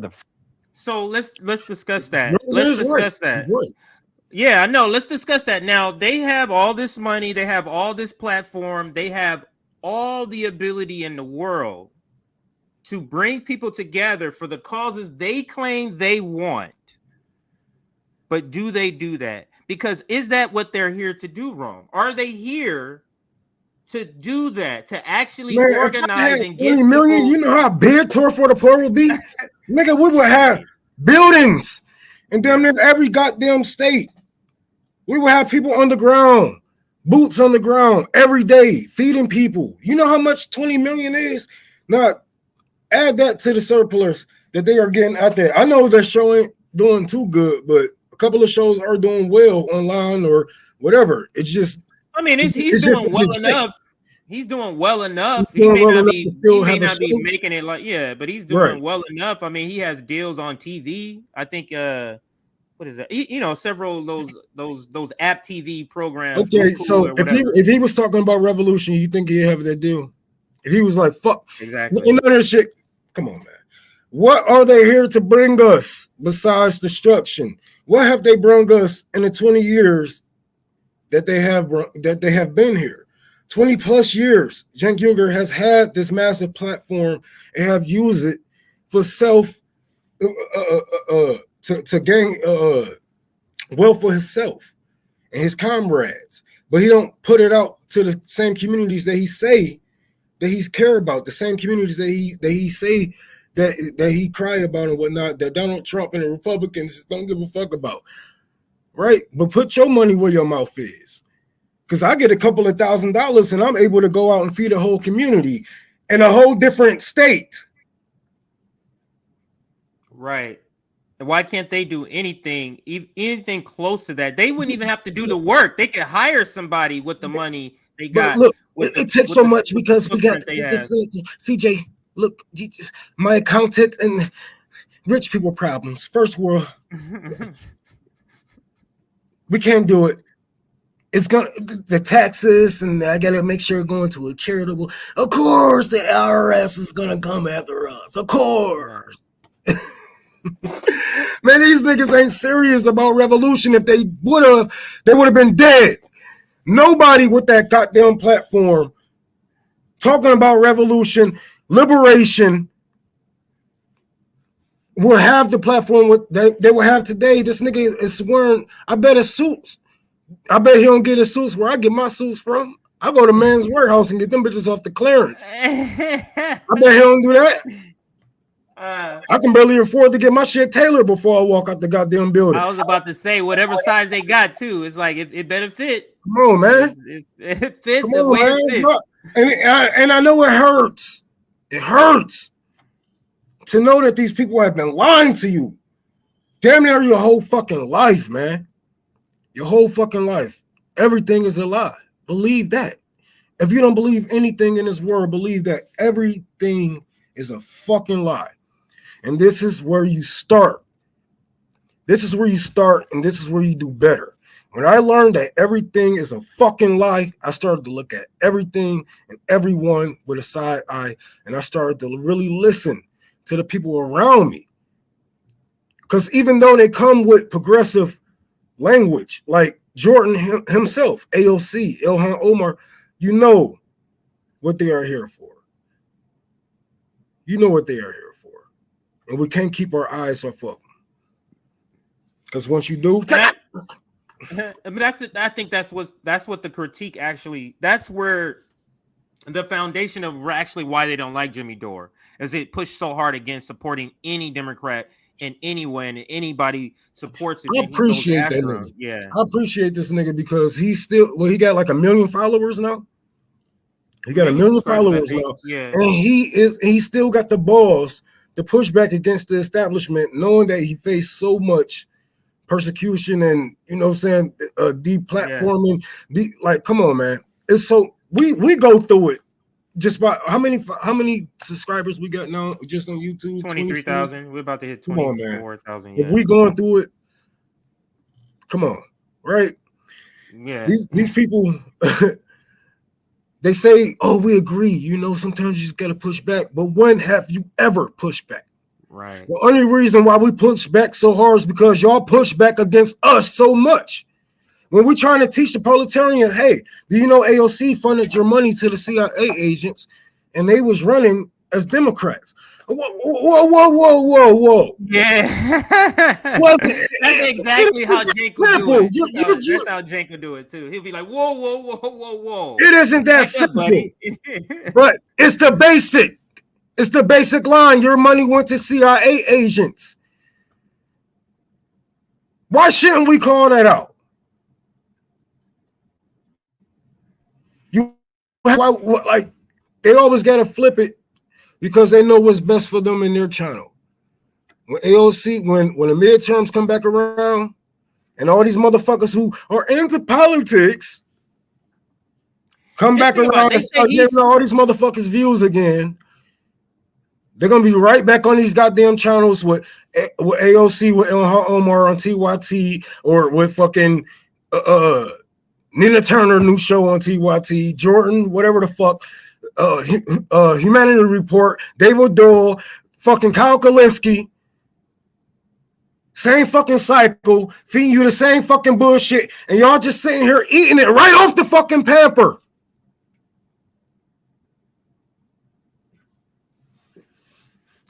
Let's play the video and get more into this discussion that this fire that Rome is bringing. Let's listen a little more of this one. I got another one that's showing some other crazy stuff. The Flint stories anymore. It's basically telling us what we already know, that Republicans are terrible. And they're honestly going into a lot of the culture war stuff. And at a certain point, you have to wonder, I mean, what is the motivation here? It can't just be that there's no motive driving it, Jimmy. Their motive was Cenk Uygur wanted to be bigger than CNN. He told me that. Yeah, their motive.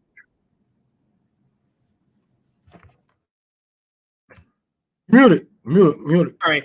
This is the part I wanted you to hear. I'm sorry. This is the part I wanted you to hear. I was just giving you the heads up. This is the part. Yeah, listen to this part about CNN. At a certain point, you have to wonder, I mean, what is the motivation here? It can't just be that there's no motive driving it, Jimmy. Their motive was Cenk Uygur wanted to be bigger than CNN. He told me that. Yeah, their motive was that they know. I was told by an executive at TYT after they took that $20 million, Jimmy, we know we have to move to the center. That's what we were told. We couldn't swear on TV anymore. We had to wear suit coats. That it was all this shit that came. I was like, what? This is really happening? You guys are becoming what you're supposed to be the antidote to? Of course. So it's all Cenk Uygur's ego, which was his greatest strength, which gave him the ability to create a company like that. But it also is now taking him down because he was so hungry to be seen as big as CNN that he went corporate, took the money, sold out what got him popular in the first place, and now everybody's abandoning ship, and he sees that his career, his days are numbered for the Young Turks. They're no longer ever going to be who they ever were, and that's why he's using terminology like the far extreme left. What? I remember when they used to write articles about the Young Turks saying they were the extreme left, and now. Yeah. Do we ever say the extreme left?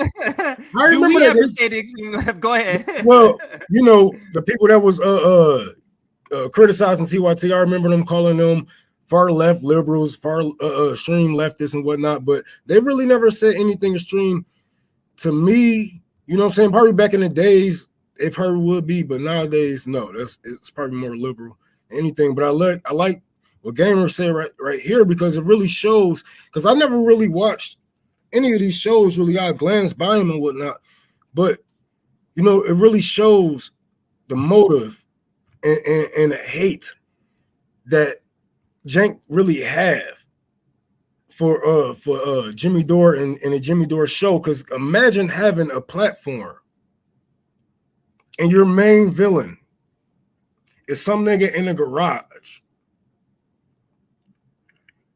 Imagine having a fucking studios all around the fucking country, and your main villain is a nigga in the garage that gets way more views.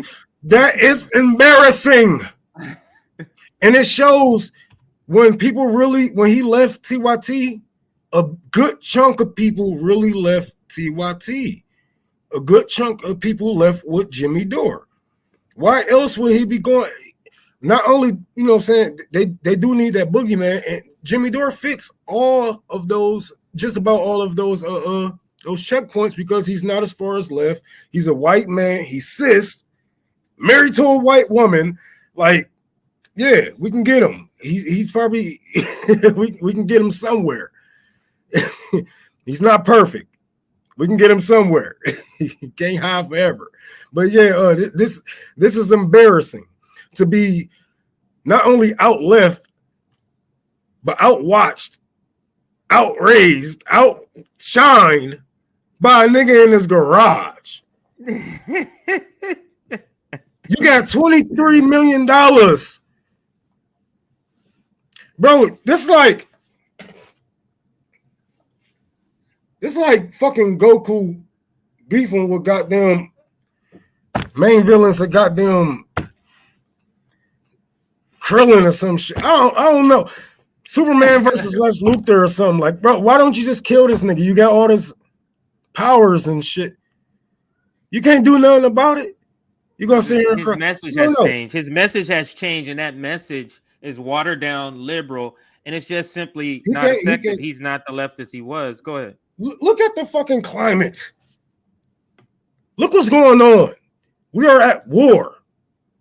We invaded Haiti. If they was to focus on these things, then they would be considered far left right now, because then they would have to push back against the Democratic establishment. But Jimmy Dore is that distraction that the people need until Trump get back in office. They're getting their fix. Jimmy! They ain't getting that Trump pack no more. They're getting that Jimmy. They need something. They need something, because who else are we going to criticize? The people in power? No, not. I like them. Right? But Cenk know what the fuck he doing. He holding out until Republicans take office again, and then he can ride that motherfucker. Then he gonna go left. He gonna go more left again. That's what left. Right. That's when it's easy to ride those waves because it's going like this. But as soon as Democrats hit the motherfucking, then that motherfucking wave hit your ass. Right? Then you got to know how to fucking steer the ship. But these niggas ain't know how to steer the ship. So you know when TYT hit that fucking wave, all their viewers went like, oh. All right, let's play. Was so hungry to be seen as big as CNN that he went corporate, took the money, sold out what got him popular in the first place, and now everybody's abandoning ship, and he sees that his career, his days are numbered for the Young Turks. They're no longer ever going to be who they ever were, and that's why he's using terminology like the far extreme left. What? I remember when they used to write articles about the Young Turks saying they were the extreme left, and now Cenk Uyghur's like, look at the extreme left. It's like, well, when you're welcome on Chris Cuomo, I guess you're no longer perceived as a threat by the establishment, and that's why Cenk Uyghur and Anna Kasparian are welcomed on Chris Cuomo's show, and we'll never call out Chris Cuomo. And honestly, I mean, real quick, I remember when I was at TYT, and again, it was a great opportunity. I got to cover a lot of great things, but I mean, Cenk dragged my ass down to Washington for the White House Correspondents' Dinner. I'm like, why the hell are we down here for the White House Correspondents' Dinner? Oh no, we're having a party. We're inviting other outlets, this and that. It was all people from like the Huffington Post and these quote unquote liberal outlets. And he was having the time of his life, like hobnobbing with a lot of these straight kicking it with these niggas. That nigga say he's sucking his dick. Kicking it with these people, man. And he wants TYT. That's his vision, TYT, to be bigger than CNN. Oh, shit.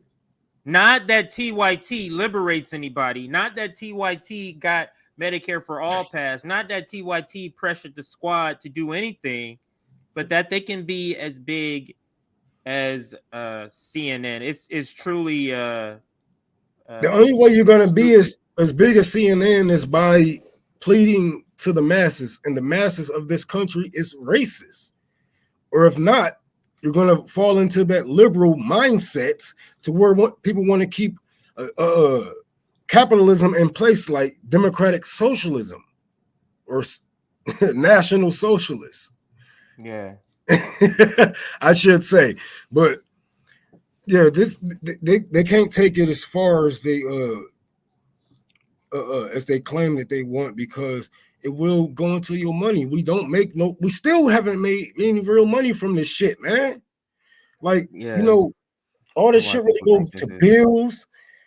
And man, if we had money, we would be in the same fucking studio. I'm in my fucking basement. This nigga if we had money, we would have our community outreach programs in all of our cities. We would have the tour for the poor posted up in all of our cities. Like it's just a whole different thing would be done if we had the money they have. But that could be the reason why nobody gives us the money. We're too far left. We're too fucking bold with our message. They like, okay, so what do you see in the future? Okay, well, I see a death to the American government. Whoa. What do you mean by that? I mean, us taking over and running this shit ourselves, we can do better. You know what you want. You have been striking for it. I'm pretty sure you've been at protest yourself, right? So you are anti-government yourself, right? You have shown that you are anti-government, but you're not willing to, do whatever it takes to make sure, if this government even falls, or if we do take over, that you're going to do something to make sure that everybody is well off. But we're too far left, and this will stop a lot of funding. Yes, we do get, I do get some secret fundings from some people that saying that work for a couple of evil places, I should say.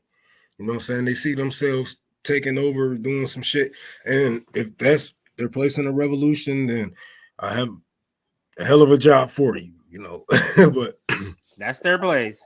Yeah. Now this video, Jimmy's toxic ecosystem, I posted this to my Twitter today, and BJG, Dog, they still talking about, I thought that shit was old. Oh but my listen, God. no, this is new. This is Hold new. on, This let me- was just posted Right, right. yesterday. This is I'm gonna posted watch my yesterday. phone. I'm about to go grab my. Go ahead, yeah, go ahead. So I'm gonna play this 2-minute clip or this 2-minute section. It's about the topic Jimmy Dore, the guy behind the collapse of the Bernie coalition. So let's listen to what is said in this 2-minute time frame on the Majority Report. Worse. The only discernible change will be what has happened to Tulsi, which is that like she is done trolling for people on the left. That part of her career is over. The same thing that has happened in many respects with Greenwald, same thing that happened with Dave Rubin. This is the trajectory.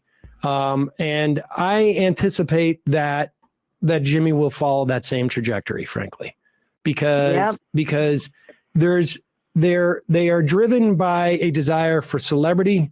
They're driven by a desire for money. I think there are probably other complicating factors in some of these people's lives, frankly, that not just in money in terms of, but also like, there's other, let's say, external factors that implicate their dispositions at times. And they cannot go back, because at one point, there will be no like sort of middle ground thing. Like, well, I'm not totally against the vaccine, but I'm skeptical. There'll be no middle ground there. I mean, you think about the number of times that the word drones has come out of Jimmy Dore's mouth, drone attacks. And I can assure you that the number of times that word has been uttered over the past 2 years. This nigga. You've been watching it? You was watching it on your phone? Yeah, I know this nigga ain't talking. This nigga been on MSNBC himself. Bro, you are worth millions and you stay in a gentrified neighborhood. You talking about going for... This is for fucking injection if I have ever seen it. This nigga must be looking in the mirror. What is he looking at? He got to be looking in the mirror. He got to be looking in the mirror. Because there isn't any way he's talking to fucking anybody. Anybody. You want to talk about celebrity, my nigga? How long you been doing this shit? How long you been teaching people?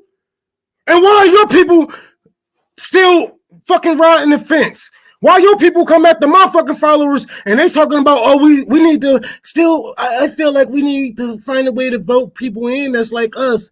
What you mean like us? Yeah, we can vote people in like us, but it's a system like us. Do the system care about you? Do that people that think like you, do they have any real power, right? No, they don't. They don't. They run on it, but when they get in, all you motherfuckers say is they don't really have real power. It's just one fucking congressperson. No, man, shut the fuck up, Sam. You've been doing this shit for so fucking long, and people just see your game now. You haven't taught us anything. You haven't done anything but made yourself richer, talking to this rich white woman on the side of you for half of your fucking career. And you haven't done anything for the proletariat. Not a damn thing. And we're talking about celebrity. Celebrity, nigga. Man. They are so afraid. They're so afraid to say RBN name, bro. You didn't woke up Nick now. You didn't woke up Nick. Name, bro. Say it. Just say it. Say it. Say it. Say it one time. You know it. You know we're gonna call y'all out. Y'all don't want to go there because we go hard with our shit. And congratulations, Nick. I just saw you on RT. Let's go. What's up, Nick? Let's go, fam. Let's go. That shit was lit. Man, nigga, I'm like, yo, yeah. And you ain't gonna ever see Sam Cedar doing no shit like that. But I think all the gangsters and all the thugs over there needs to be. Yeah, that was Cedar. American imperialism. They got squashed the gang violence. I mean, I don't know. But tell us, let's take a short break on that discussion and tell us how was your appearance on RT and all that stuff. It was dope. I'm glad I was able to post get the video. They were very professional. They sent it to me like immediately. But what you saw on my appearance on RT, it's kind of what I expected when I won on the Hill. I was expecting like the debate. They told me, "Hey, you want to rant about Venezuela for 10 minutes?" And then Robbie chimed in. I'm like, "All right, motherfucker, let's go." But on RT, and I said this on my call-in, which was very interesting, by the way, very interesting. And anyway, I'll get to that later. But on when I went on RT, they were like, "You want? We got a 10-minute segment. We got to do about Haiti because it was crazy going on." The funny thing, they saw your video and they were like, "Hey, I saw you guys cover this." So I was like, "You on?" Like, bet I can rant on Haiti. Covered Haiti. Yeah, I can rant on Haiti all day. You guys missed the call-in earlier. I thought someone said you know what? Somebody just said something about calling right here. Bro, I was on call-in today, and this dude made the exact same argument that you was talking about. He was a great guy. He was trying to push back on me. We had a very friendly sparring session that I think was very interesting. I'm glad that people got to hear it because he was one of the people that like, man, I don't know why you guys always pretend that the Democrats are worse than Republicans. I'm like, all right, let's do it. No, he didn't even hear it. I like what you said. He was a very respectable dude. I like what you say. He said something that the online left does. He said that the first time. I'm like, what? And he said it again. Like, the thing with the online left, what they don't understand is if you ask the average person, and I'm like, you keep using this term online left, and you covered this earlier on the stream. And I explained to him, and I think this is the part that I think went really well. I said, 50% of this country don't vote, dude. I talked to my sister. My sister told me this because all my family, everyone know I'm in politics now. So I remember my sister having this conversation with me. She was like, yo, I actually find what you do interesting because she saw Dore for the Poor. She see the kind of advocacy I do, and she said, "Oh, I like that kind of politics." I don't really care about politics because I know the politicians are full of shit. That's someone who don't pay attention to politics. She is not online. She don't give a fuck about politicians because she inherently knows that all politicians are full of shit. But the argument this guy was making and what Sam Cedar makes, they claim the people who don't vote Democrat are the people who are overly online and the people who overanalyze shit. No, most people don't vote because they inherently know they can't do a 1 hour live stream. They can't write an op-ed in the Substack about it, but they inherently know that these politicians are corrupt. They can't explain the crime bill, the bankruptcy bill, but they know Joe Biden been in power for a very long time. They heard some shit he did, right? And the shit they heard, they heard that he did and the Democrat Party did. They hear that and they're like, fuck that shit. Sam Cedar and the boutique left, they hear that shit and they're like, oh, come on, man. Come on. So that's why I explained to him, like, bro, you guys, you in that online left thing just to seem like we're the weird ones. But when you look at the numbers, the people who vote Democrat, you guys are wrong. You guys are the weird ones. You guys are less than 25% of the population. You guys understand that? And that's what I mean. They're minorities. Kind of like, bro, don't use that. And I'm first to admit, because the nature of what I do now, I am very online. That's why I know what my enemies are saying. That's why I'm able to break down what the corporate media, the blue check liberals. I feel like it's a part of my job of being a good political commentator. So I won't deny that. But what they were trying it's to do. It's so weird that they use it, though. How are they trying to use it, Nick? Go ahead. How are they trying to use it? I'm just saying they're trying to use it to, like, paint. And you made the good point earlier how they are online while saying it. But they paint it as, like, they are detached from the working class. Almost like, oh, this rhetoric only happens online. It's like, how out of touch are you, motherfucker? In Rome, you explained it really well. I was listening for the last 30 minutes. We like you talk to these people on the streets. None of these people mention January 6th. None of these people are mentioning Cenk Uygur or Jimmy Dore. The only people that would not attend a March for Medicare for All rally because they hate a podcaster, those are the people who are overly online. Do you guys understand? Like, do you guys see what the thing is here? People who are not complete online, projection. Like, I don't give a fuck who Jimmy Dore is. I'm gonna go March for Medicare for All. Meanwhile, Sam Cedar and Cenk Uygur, they are so online, they decide to not support an action for healthcare because it may give their enemy online points. He already get more views than me. What the fuck do you want, Nick? So it's all projection. It's all projection. But anyway, I went on that little rant. We don't talk about I'm gonna do a stream later breaking that down because I want to do another stream on Haiti because I only had 10 minutes. and that's why. And I didn't get to cover everything. I don't know if you saw a little bit of the stream. I reached out to Ben or Dan Cohen. I reached out to Dan Cohen. You know, the one that's doing the. You know how we interviewed him. The one that's doing the documentary in Haiti.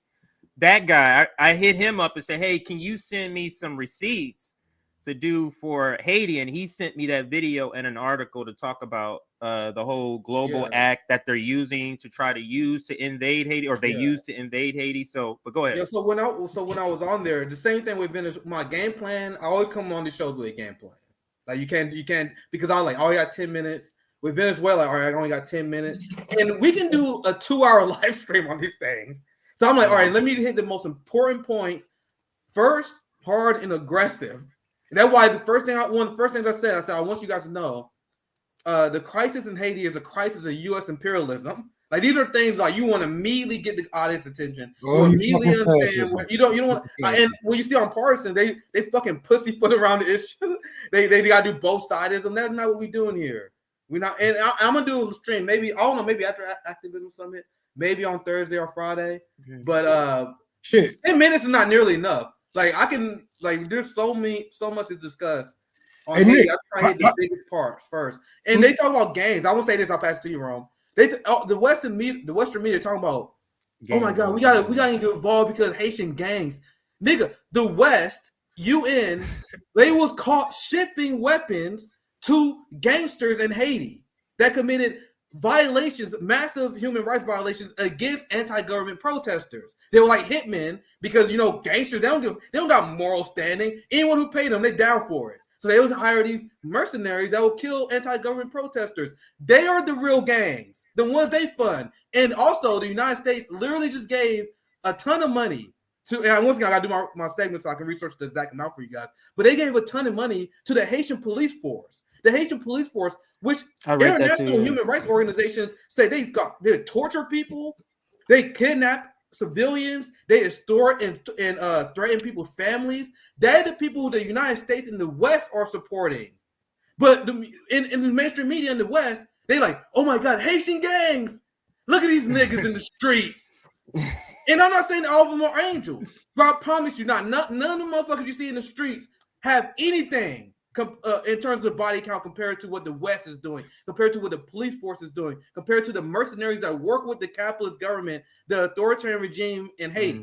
All right, let's get back to the main topic because Nick, I was just saying, like, if you was to look under your video, it's like 2 or 3 people that's from Haiti that thank you, and I think that's a good chance to reach out to them and probably bring them on the summit. You know what I'm saying? Sure. Actually, that is true. Yeah, no, you're talking about if they're from Haiti. All right, so let's get back into it. I think Nick, you say you've been watching the last 30 minutes, so you know the topic. Let's finish up this video here. Well, first off, it will not run its course. Actually, let me set it up. So what he's saying here is what is basically the future of where Jimmy Dore, the trajectory of Jimmy Dore is going to be what Tulsi's doing. That she's finished now with kind of getting her criteria, getting her credentials in leftism and getting as many leftists to join her. And now she's going to the Republican Party. He's basically saying that's what Jimmy's going to do. But I'll let him say it. Let's listen. It's 2 minutes. It will not run its course. The only discernible change will be what has happened to Tulsi, which is that like she is done trolling for people on the left. That part of her career is over. The same thing that has happened in many respects with Greenwald, same thing that happened with Dave Rubin. This is the trajectory. And I anticipate that Jimmy will follow that same trajectory, frankly, because there's there. Say that again, Nick.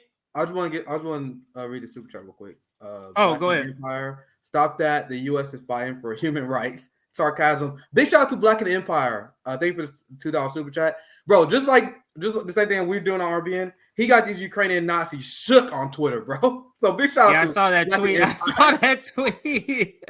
But he always going at him though. He always going at him though. Good. I want to give a shout out. Big shout out to Black Empire. Keep it the work, bro. The Ukraine flag. They mad as hell, but I'm gonna say this about Sam Cedar. Sam Cedar, he have nobody else to you know what I'm saying, really reflect this off of but himself. David Dore, Kyle Kalinske, their group, you know what I'm saying? Because this is what they did. When Trump left office, they looked at the left and they saw a whole bunch of black and a whole bunch of radicals. It was like, no, fuck that. I'm just ride the fence until, but this is what he's projecting off of, because this is exactly what he have done. And if you see the message that they had during the Trump administration and during the Biden administration, it's totally different, right? It's a totally different vibe. You know, you would think that these people wanted to fucking take over America the way that they was coming after Trump, right? As much coverage as they gave Trump. But now, the man that they have gave the keys to, he's doing worse than Trump. It's no pushback, little to no pushback. They might do one or two just to say, oh, we're legitimate, but they are actually going into depth with the shit like a lot of independent media does. You know what I'm saying? Especially on the left. These people, they hate to see that this is the future of the left. We are the future of the left, you know, because we are giving people the truth. And we don't come here for money. We don't come here for celebrity. We come here for truth. And we know we won't last long spitting shit like this, saying shit like this, either as a person or a network. You don't last long doing true activism. But that's a sacrifice that RBN is willing to make for the proletarian, because if it was up to us, I know that you guys would do the same for us if you had the platform, if you had the tongue to flip whatever the fuck, right?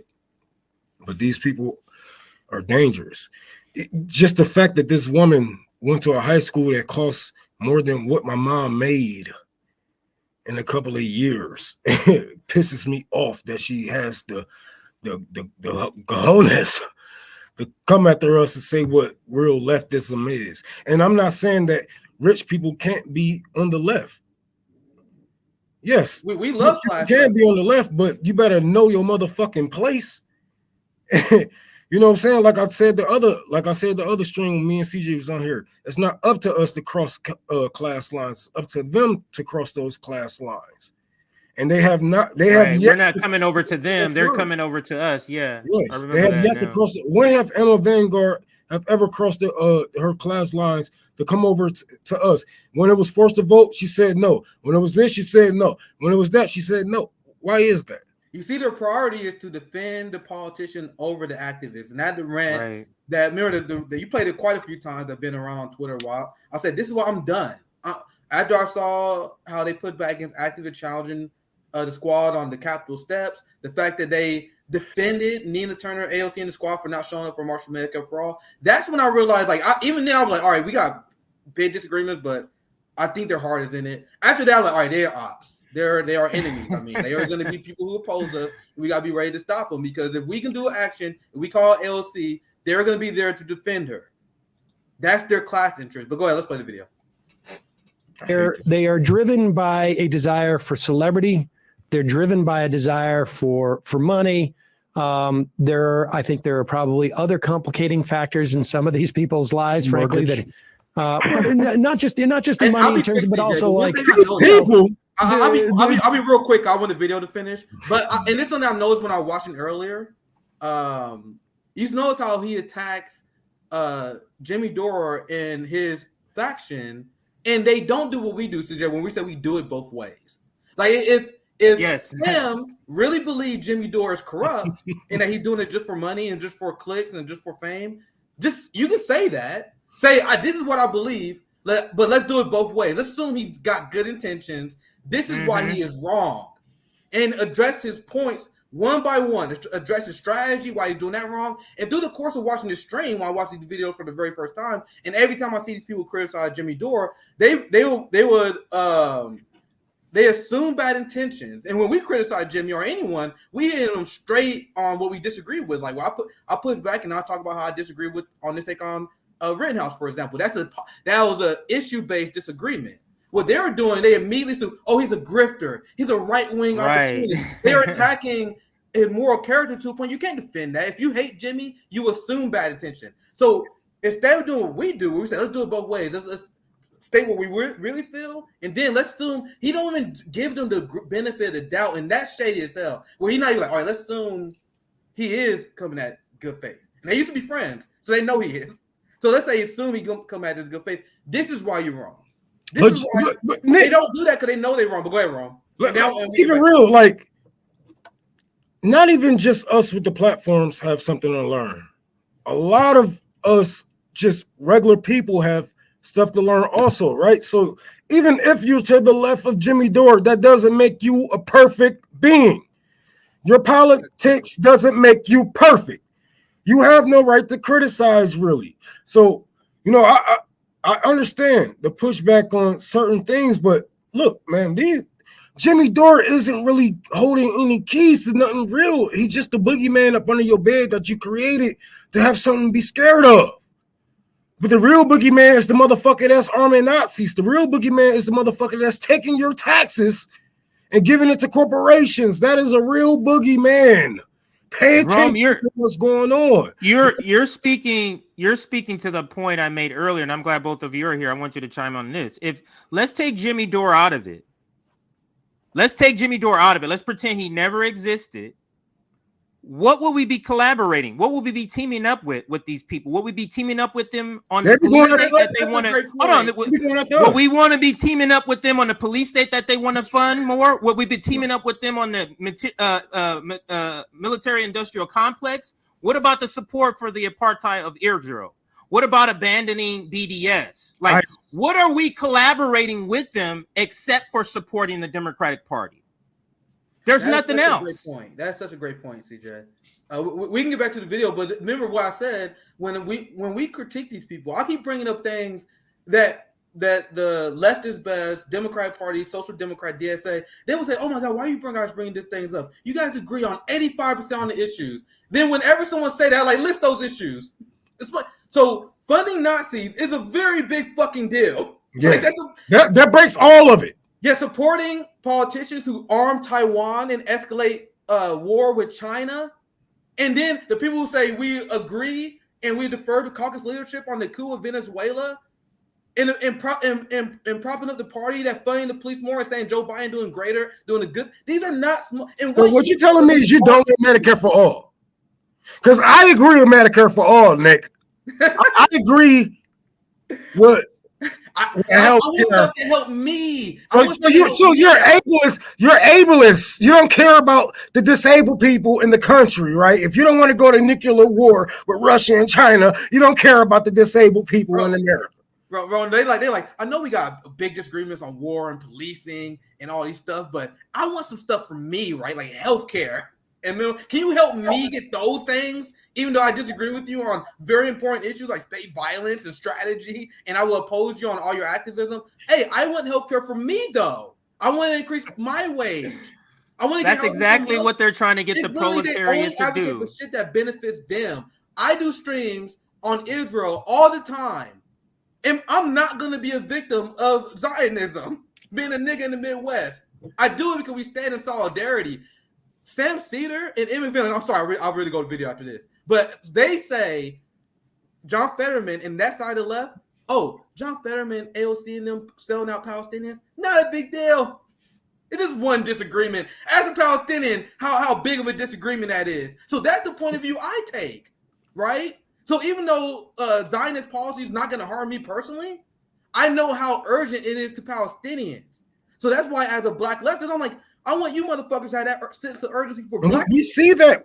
We still have black lynchings in America today. The police are lynching black Americans today. They're still raping our women. What? Like, come on, man.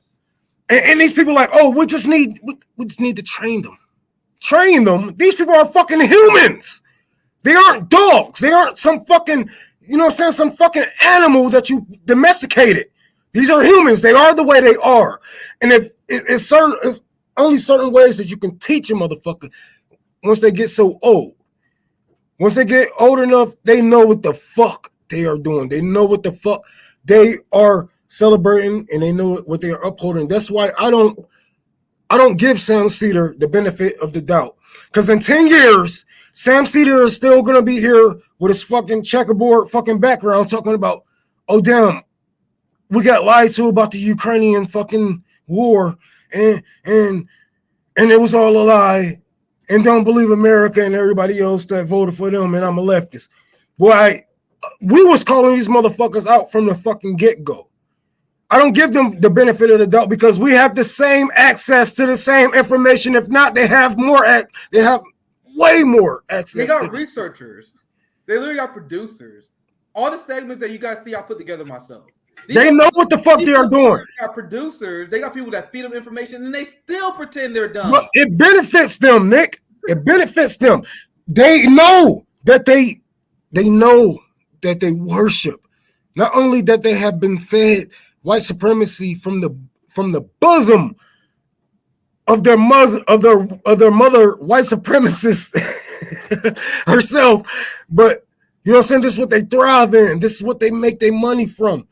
And if they was to ever throw the shit up, you know what I'm saying, have a revolution, they wouldn't be in the positions that they are in today. They don't want a revolution because they're comfortable where they are at today in their gentrified apartments in New York right now. All right, let's get to that is such a great point. Let's play. It's about a minute left of the section I wanted to play. Let's listen. There's other, let's say, external factors that implicate their dispositions at times, and they cannot go back because at one point there will be no like sort of middle ground thing. Like, well, I'm not totally against the vaccine, but I'm skeptical. You know, there'll be no middle ground there. I mean, you think about the number of times that the word drones has come out of Jimmy Dore's mouth. This is a terrible example. Let's listen, though. Drone attacks. And I can assure you that the number of times that word has been uttered over the past 2 years is, you know, somewhere hovering around nil in the context of what Joe Biden has done, because Joe Biden has very quietly, like, just like, not completely, but very, very dramatically cut down on the clandestine and the semi-clandestine use. So if you don't get what he's trying to say, he is saying, Nick, he is saying that he's trying to give an example like, oh, Jimmy Dore, who talks about drones all the time, drones. How come he's not praising Joe Biden for having less drone attacks?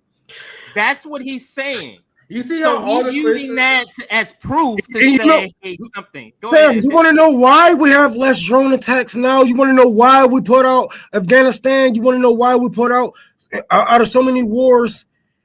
Because we was prepping to go to war with Russia.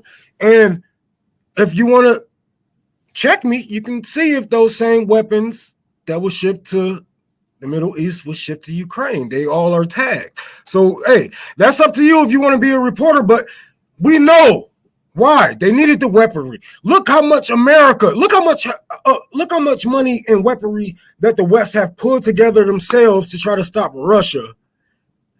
They have spent more money than Russia spends on their military in like the next 20-something years.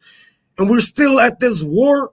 And y'all want me to believe that y'all are somehow come on, man. Y'all. You hinted at this earlier, CJ. Look at the basis of their criticism. Why isn't Jimmy Dore giving Democrats enough credit? Guys, and analyze all the criticism of him, of us, and all the people they call the online of done. It always is based on the idea of why aren't you supporting the Democratic Party? Right. That is, give me a left critique. We critique Jimmy on the left all the time here. We critique people on the left all the time. Your critique is always based on you're being too mean to Democrats. You are not helping our political agenda out. How about you laser focus on their idea and debunk that issue by issue? It is constant grievance of, oh no, you don't support Democrats.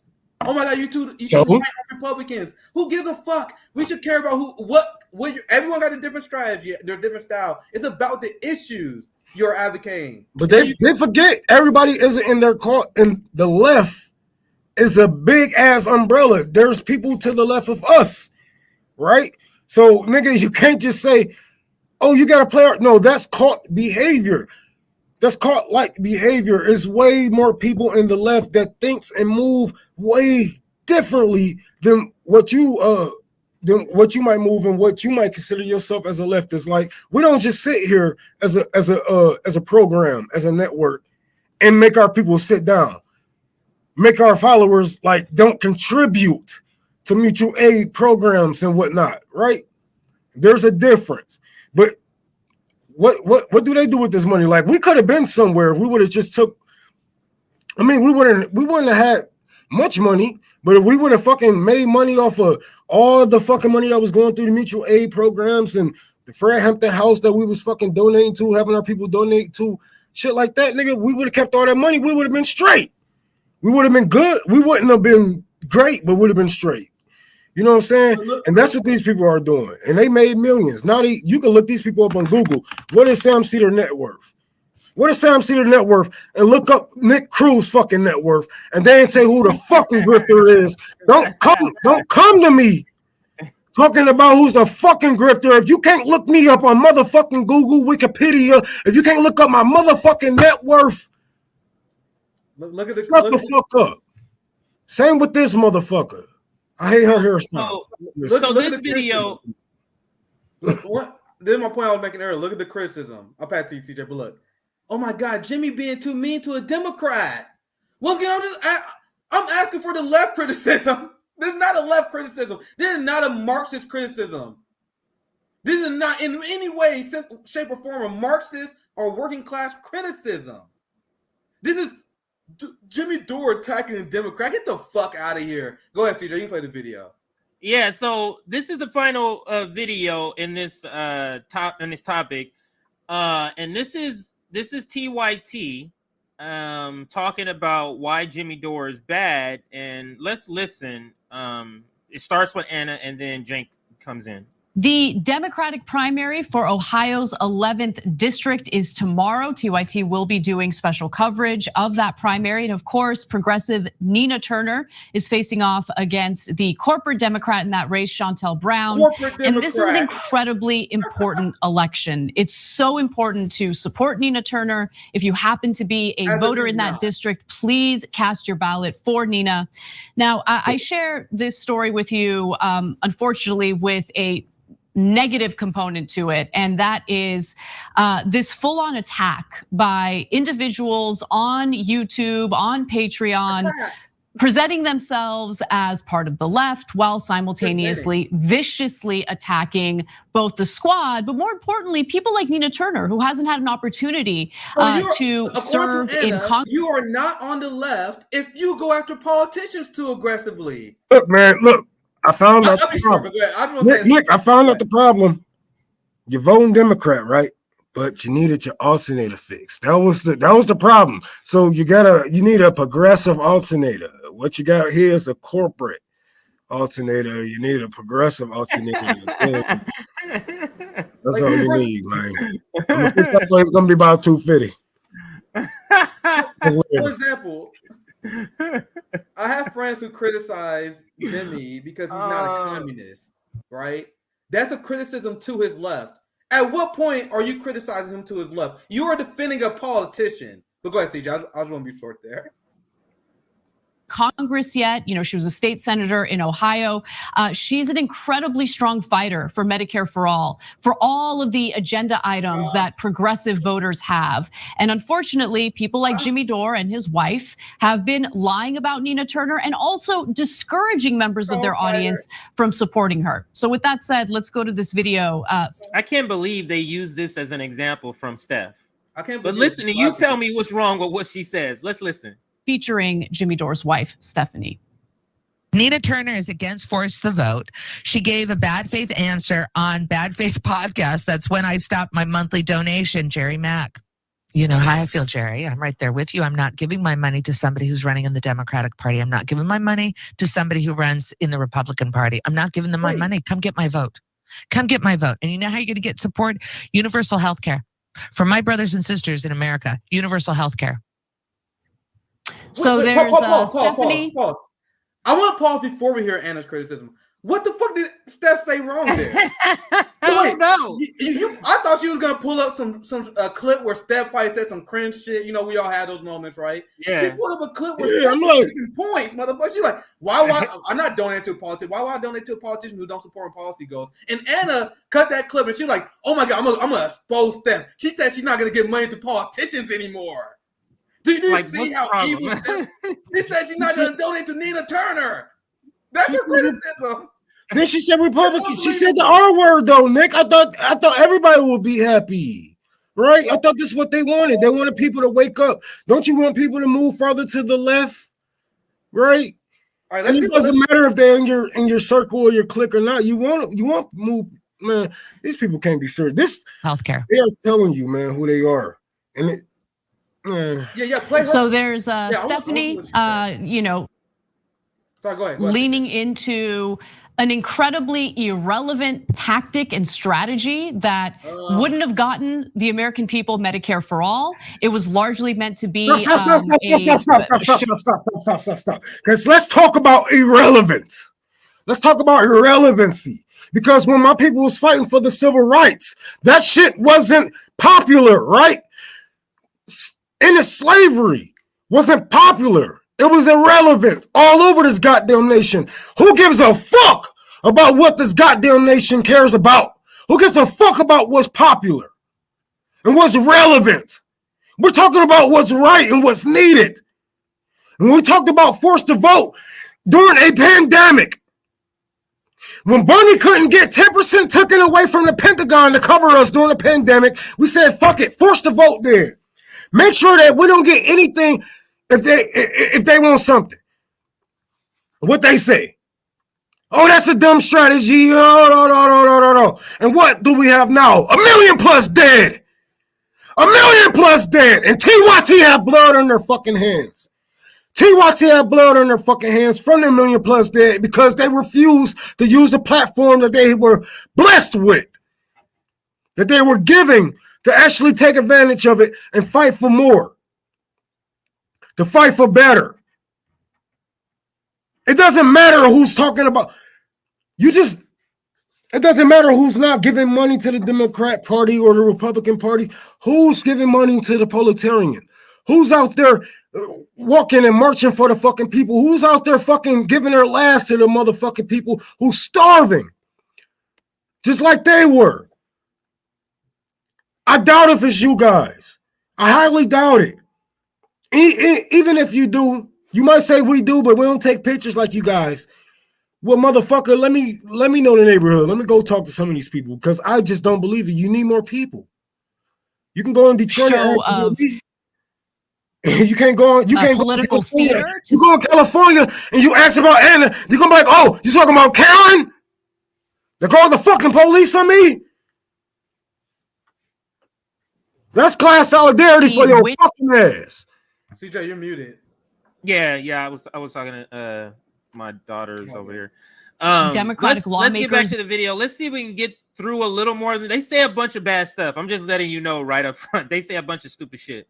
But let's listen. Vote against Medicare for all. The whole point of Force the Vote was to hold Nancy Pelosi's speakership hostage until she promised to hold a floor vote on Medicare for all, which of course would have failed on the House floor and it wouldn't have accomplished anything. Now, I haven't seen Nina Turner even weigh in on that, but it doesn't matter. This is the tactic that people like Jimmy Dore and his wife have decided to latch onto. They think that it makes them heroes to be pushing a tactic that would have failed anyway. And now they're using this tactic as some sort of litmus test as to whether or not you should support progressive members of Congress, or in this case, support someone like Nina Turner, who is a fighter for Medicare for all. She was a surrogate.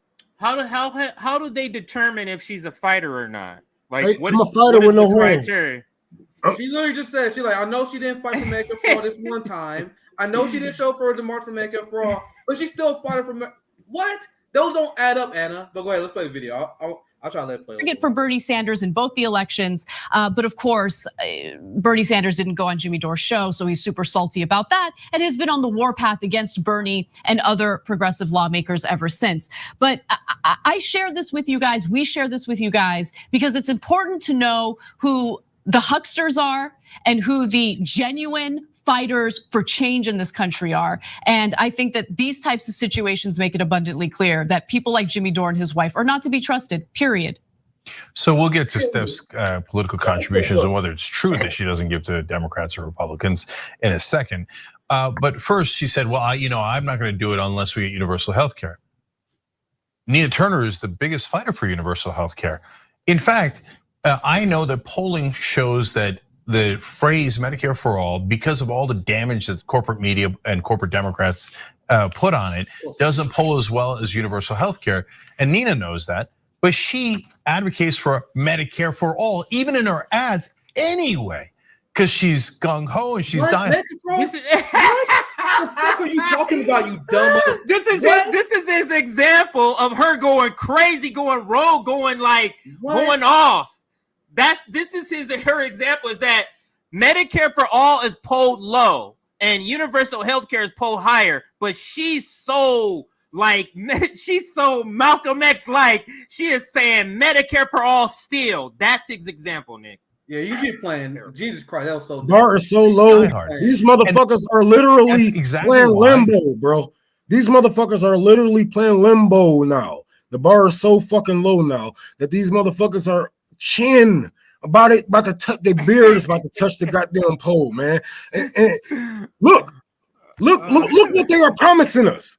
Medicare for all, universal health care, that is something even Republicans can come out on and run on. Donald Trump ran on it in 2006 and he won.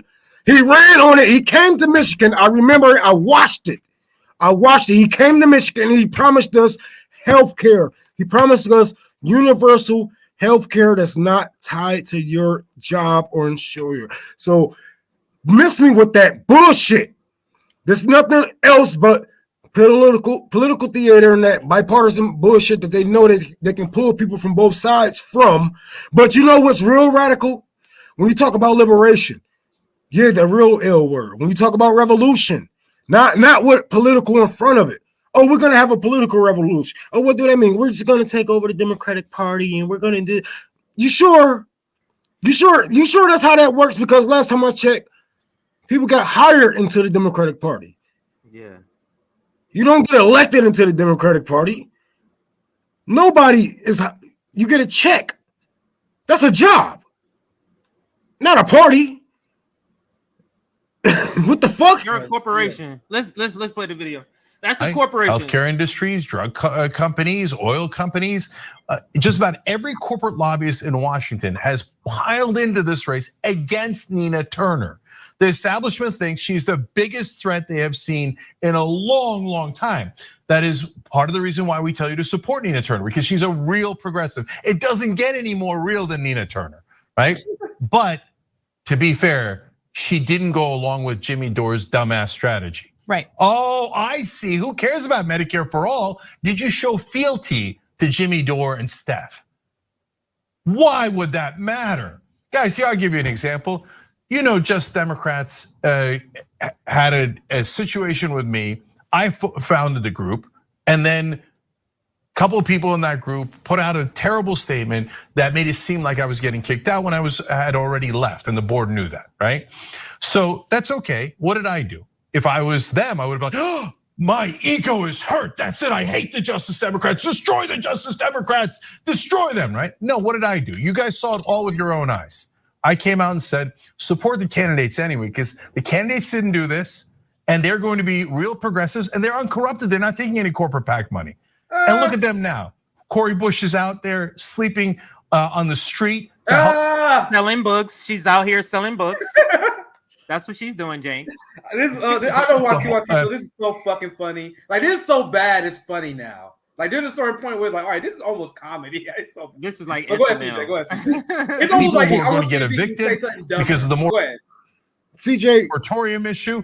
She's leading on that. Oh. Unqualified. Oh, I just want to say that This reminds me of a point that you brought up, but these people are so obsessed with winning. My people have been losing for generations, for centuries now. We know how it feels to be handed the shitty end of the stick. We know all of our strategies doesn't work, but we are still willing to fight. And this is the difference between us, Jank.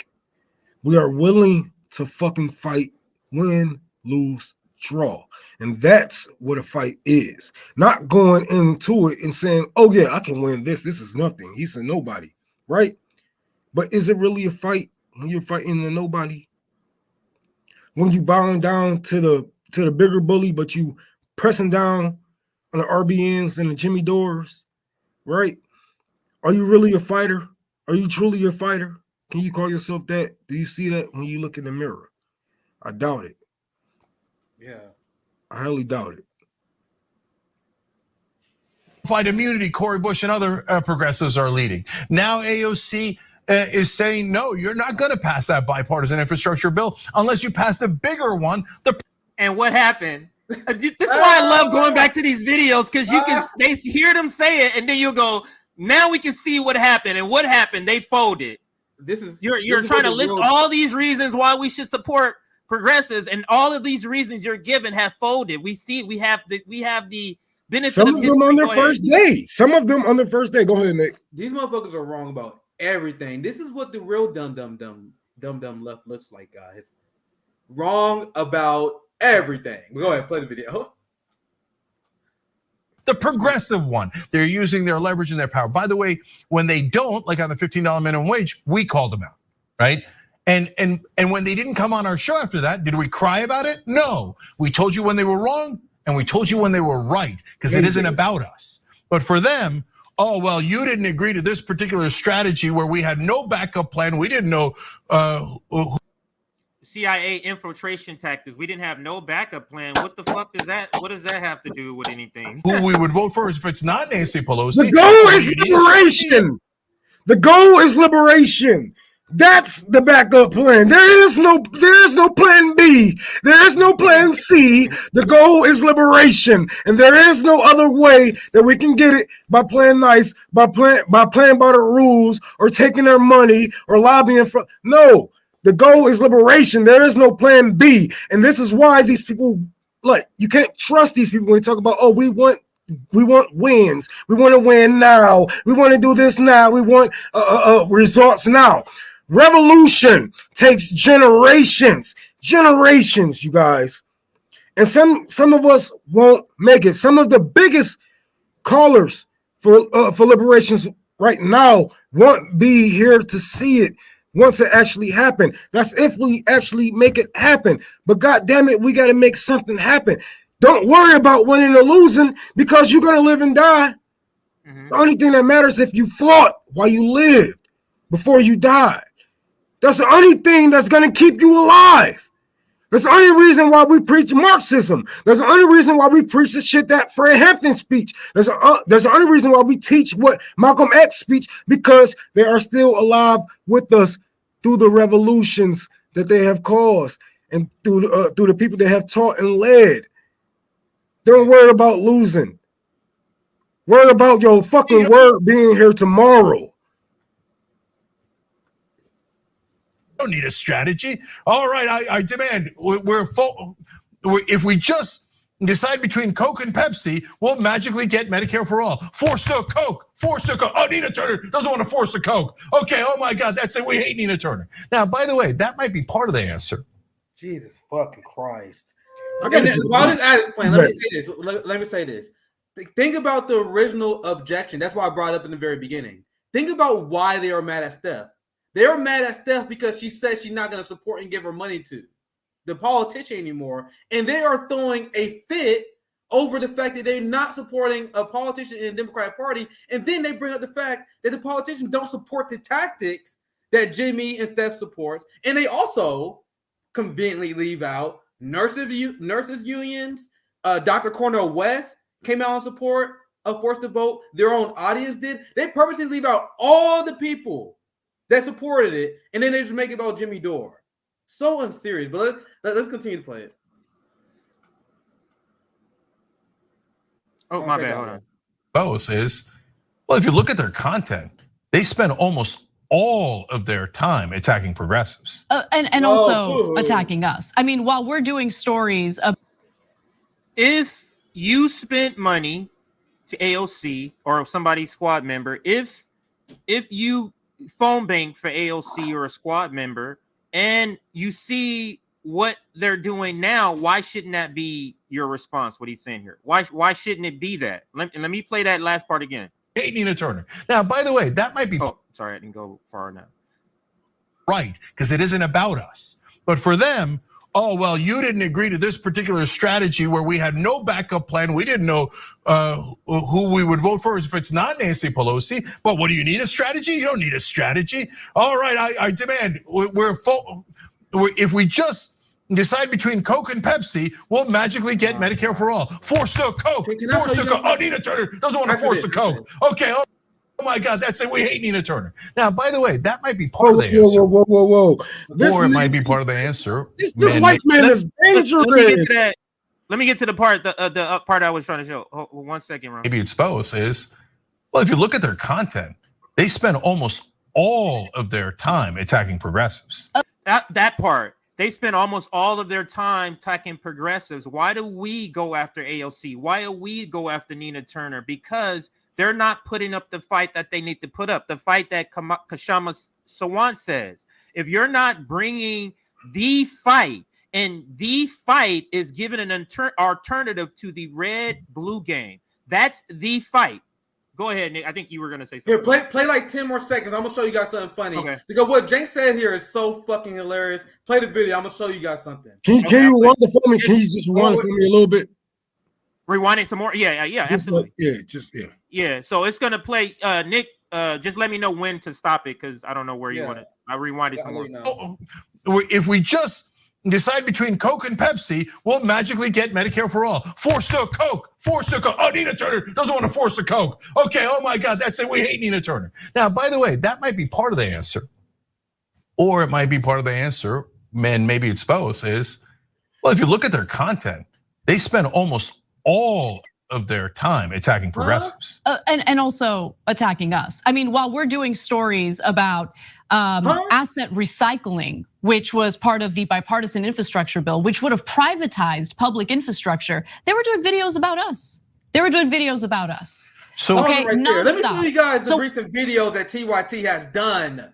They over here saying that, oh, Jimmy and all these others, they only focus on attacking progressives. We are doing the real news. We cover Haiti. We cover Yemen. We cover, if you get real foreign policy, you get in here. We cover real issue.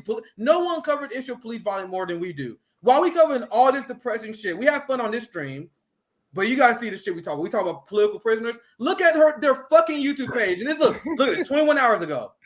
Look, I literally just pulled this shit up. All this shit is electoral politics bullshit. Look, Twitch star.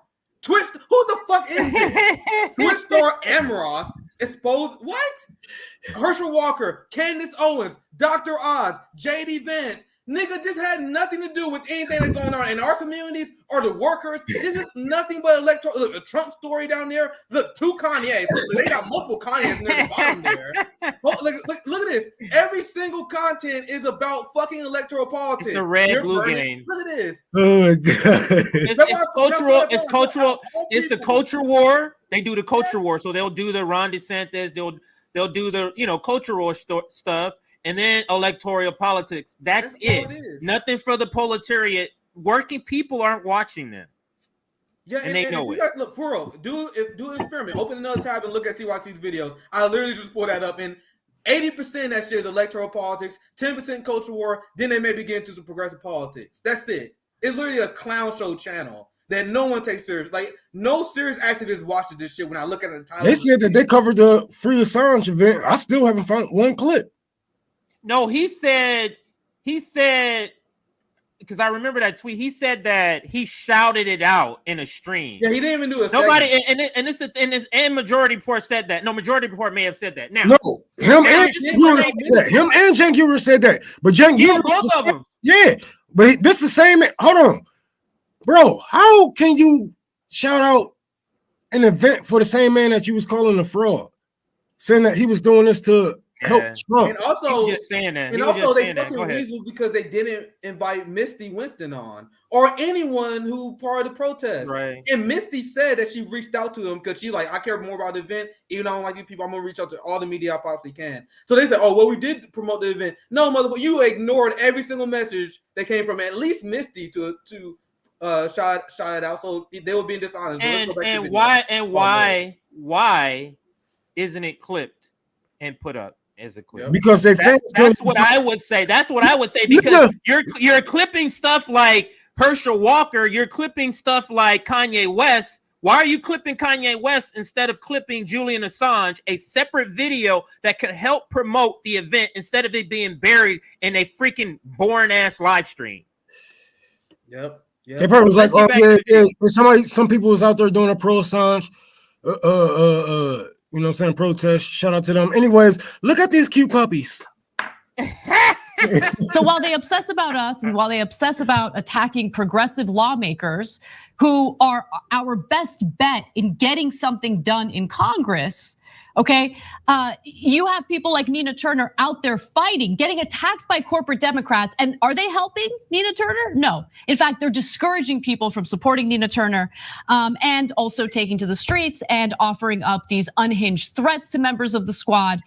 Recently, there was a Medicare for All march. It was nationwide. I think marches like that are wonderful. I think that kind of action is important to show the popularity of Medicare for All. The only thing that's unfortunate is you have people like Jimmy Dore serving as keynote speakers, which discourages people from.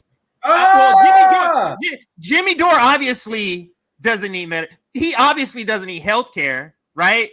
And that's discouraging him. But I'll play it, and you guys let me know when you want me to stop. Fortunate is you have people like Jimmy Dore serving as keynote speakers, which discourages people from wanting to take part in these efforts, which is why I think the progressive movement and leftists should be abundant. I'm gonna tell you right now, as a black man that was born and raised in America, no white man has ever driven my political compass.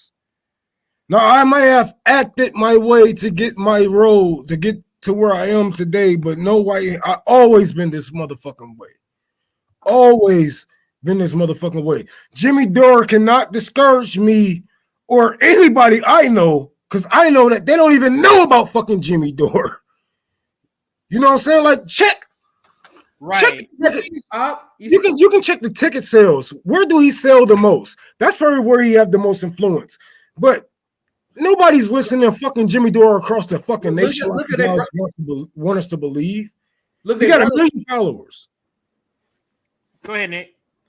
We can get back to the video, but you see how they bring up Jimmy Dore and once again, Rome, you hosted a March for Medicare for All, and you had Dr. Victoria Dooley, a Bernie Sanders surrogate, that gave a speech on the march. So why don't they bring that up?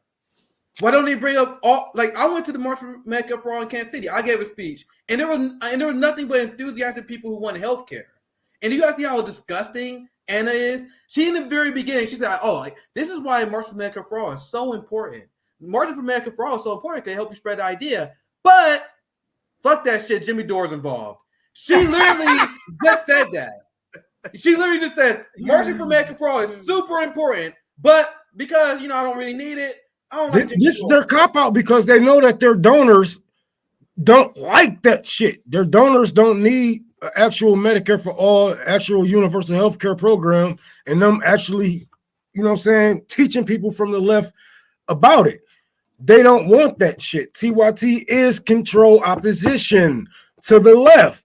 They are the fork in the road to a lot of leftists, and it's up to a lot of leftists. When you reach that TYT point, right? We all went through our Kyle Kalinskis and shit like that, right? When you get tired of TYT and you reach that they the last fork in the road. Either you're gonna go left or right. Where you go? And when you go right, it seems like they are right there with you because they are to the right with you.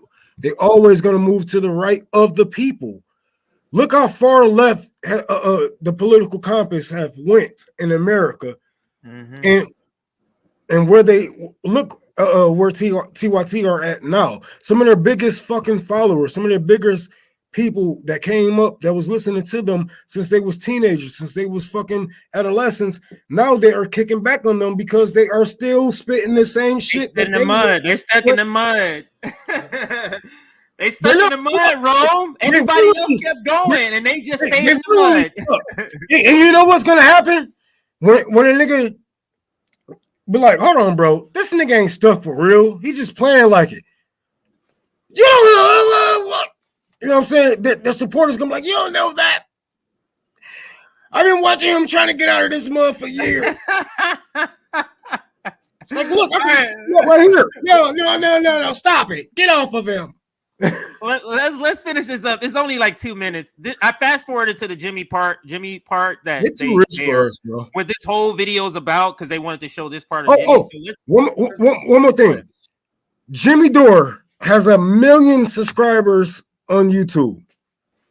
Now, in this day and age, you know what? In our mindset as millennials, that's a lot of fucking followers, right? Mm-hmm. Nah. I'm not even famous. You know what I'm saying? My son laughed at our numbers. Nigga, we're not famous. That ain't famous, bro. Kids have 27 million followers on their fucking YouTube, TikToks. Well, that's motherfucking right. That's have an influence. Nobody know fucking Jimmy Dore. Nobody really know about fucking RBN for real. And they talk about it, but they call us they will say we're the online left. Meanwhile, they're obsessed over a fucking random comedian podcaster. Where they bring them up to the point where you're not even gonna march with them. But that's what I love when you say random, because he is a random ass fucking comedian podcaster. Like, I wouldn't even know about him if he wouldn't have never shouted us out. I wouldn't know about Jimmy Dore if he wanted to shout us out. If you want to did your work with Jimmy Dore or whatnot. That's what brung all that bullshit to my page about Jimmy Dore. You're fucking haters. I still remember the Jimmy Dore derangement people melted down. But let's get to the video. Yeah. Sorry. We've been trying to get Bernie Sanders on the show. He's not coming on my show. Bernie Sanders won't come on the show. He's making it as hard as possible. Bernie's definitely ducking the show on purpose. He's not coming on this show. He's not coming. He is not coming on. He's ducking the show. Here I am, a guy who went to Iowa to cover his campaign, who went to Las Vegas to cover the debacle that was that primary. There's a guy who traveled all over this state when he was here covering him, and he won't come on our show. They're ducking our show officially. They won't come on. Bernie won't even come on the show. He won't come on the show. He won't come on the show. He won't come on the show. They won't come on the show. And they're doing it in one of the most insulting ways possible. So I just wanted to play this last part and look at this shit here. Oh, let's listen to this ad. Let's listen to this ad. This is from Fetterman. Christ. Let's listen. The National Republicans this nigga look racist. are spending $34 million against me. Can you chip in anything right now to help me fight back? This is the most to help you give up money BDS to throw Palestinians under the bus. Against the Democratic PA history. We can't take anything for granted here in PA. Thank you so much. Just begging for money. No substance. So the reason I wanted to end on that clip, or at least play that last part, and we're gonna get to the super chats on our way out, everybody. The reason I wanted to play that last part, because remember, the video was Jimmy Dore calls out or attacks Nina Turner. You notice they didn't play anything. They played Steph. They played Steph. This is their receipts. Their receipts was Steph saying not to support. Like, all of us look like what was wrong with what Steph said. And then the other video was some mashup of him saying Bernie Sanders won't go on the show. Oh, that's their evidence, Nick and Rome. Their evidence is that to say that he attacked Nina Turner. You know why? They know, Nick and Rome. They know they can't win without people like us. The people that Jimmy Dore is telling not to support the Democratic Party. Yeah. They can't win, and they saw it in Nina Turner. That's why they're so mad about him not supporting Nina Turner. It's proof positive. You cannot win with the most enthusiastic people, especially when you're talking about going against dark money, because the only kryptonite to dark money is enthusiasm. That's it. Rome, and she done killed all of her enthusiasm.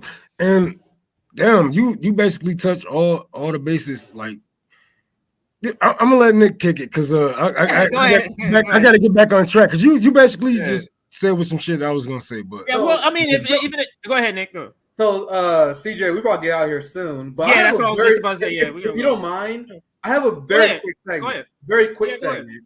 Because while I'm here, I want to show you guys receipts on a very small segment I was going to do. So, I think this is very interesting.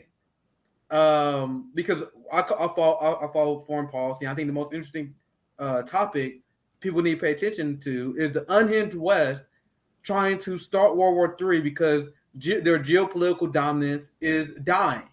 So China has made a fool out of the West. Despite having way more resources, being much more wealthy, China has surpassed the United States because they just have a better central planning model. That is just that simple. And over the last 15 years, we've been watching the West freak the fuck out because they see the biggest threat to their dominance in years. And this is a story that we covered before. And I just want to leave with this to show you why this is the real reason China is a threat.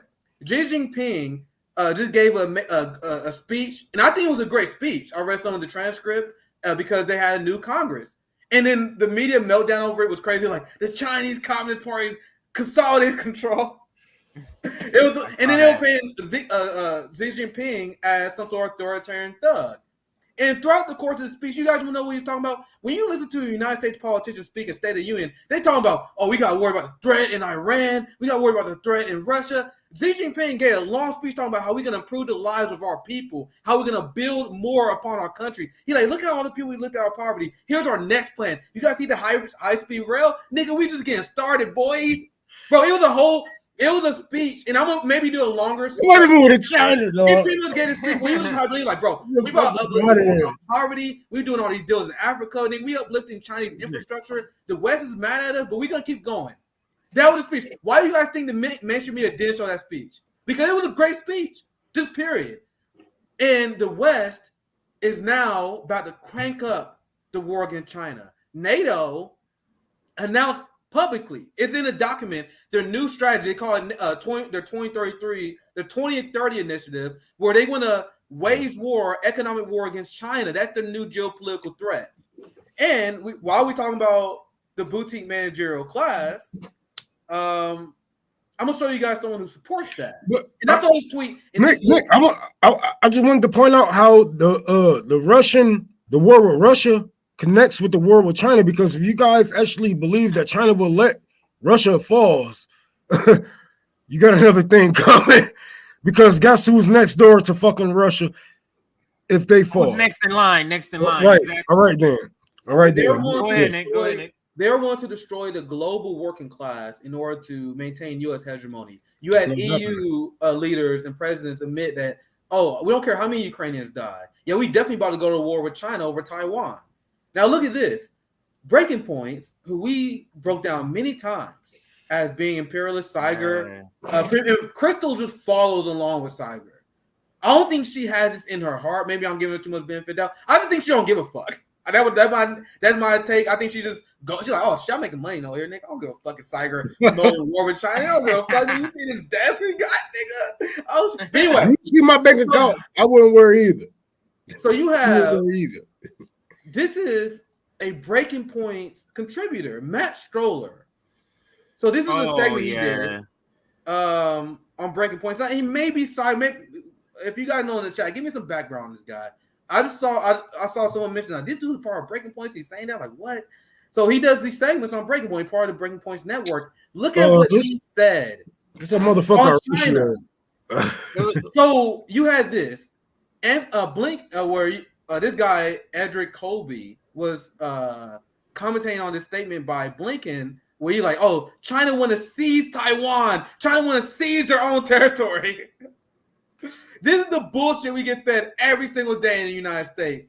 The United States official policy is that Taiwan is part of China. Repeat with me, guys. The official United States policy is that Taiwan is part of China. So imagine if the United States quashed a Texas secession rebellion, and then China and Russia was like, oh my God, we got wage war in the United States because they quashed their own protesters. If this is the case, Nick, if this is the case, they should have no problem with a new Cold War. Right? They should have no problem with Cuba taking fucking nukes from fucking Russia. They should have no problem from even Mexico taking nuclear weapons, if not weapons from Russia or China. Right? If this is all they care about, if they really cared about this shit, but it's hypocrisy all across the fucking board. All across the board. They just want power control over every fucking thing. And it can't last for long. We was saying on another stream, the bully always get beat up at the end of the movie. Either he get jumped or outsmarted. Yeah. He lose. It might be a long movie. It might be a boring movie. It might be a horror film. But the motherfucker lose. And the people sees another day. Yeah, Africa's not going along with it. It's so incredible to see. I did not think this shit is gonna happen this fast. Like the fall of the U.S. empire has been amazing to watch because black people don't benefit from the empire, so I'm rooting for it. But anyway, here's Anthony Blinken talking about how China wants to see Taiwan. So I see blue checks on Twitter, and I told you this is why I'm online. As a commentator, I want to show you guys our ops, show you why I consider the Democratic Party to be just as evil as the Republicans. A lot of you people don't know why I say that because you guys don't know what their ideology is. You guys need people like me to investigate them. Then I'm like, oh, this is what they really fucking believe. These are Democrats, guys. This guy said, why are we not on national mobilization footing? If we get in a war, we will have to be, but by then it will be too late. And what is he talking about? It'll be too late if China seizes Taiwan. He is saying we need to mobilize for war right now, just in case China does that. And Breaking Point's contributor, Matt Stroller, you want to know his take on this? Did he criticize Eldrick Colby on this take? Hell no. Nah. He doubled down. Look how, and these people, and I quote tweet, I'm not going to find my tweet, but I literally said, these people are the most dangerous terrorists in the world. And are we clear? This guy said, the United States need to decouple our supply chains from China and mobilize for war ASAP. I really don't understand the apathy. Wow.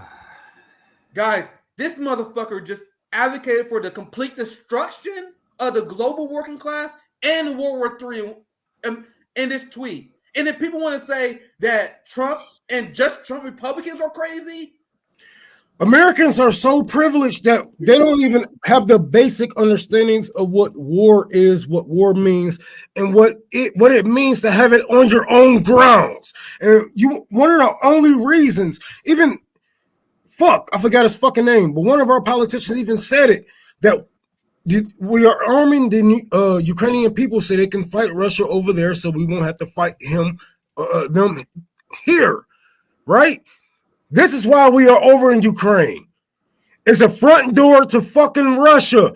History shows you that Russia has been invaded, I think 3 times by now.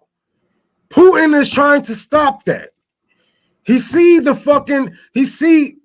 how NATO is surrounding his bases, is surrounding his country, and how Americans have a front door to his country through Ukraine and the Ukrainian people that's willing to side with the West. Exactly. You're not about to get me with America just somehow grew a heart and just somehow care about these people. That's so ridiculous to believe. When? Where? Because they don't even give a fuck about the people in Europe. Who bombed these fucking pipelines? Who bombed them? Y'all don't want to get on that though. Nord Stream 1, 2.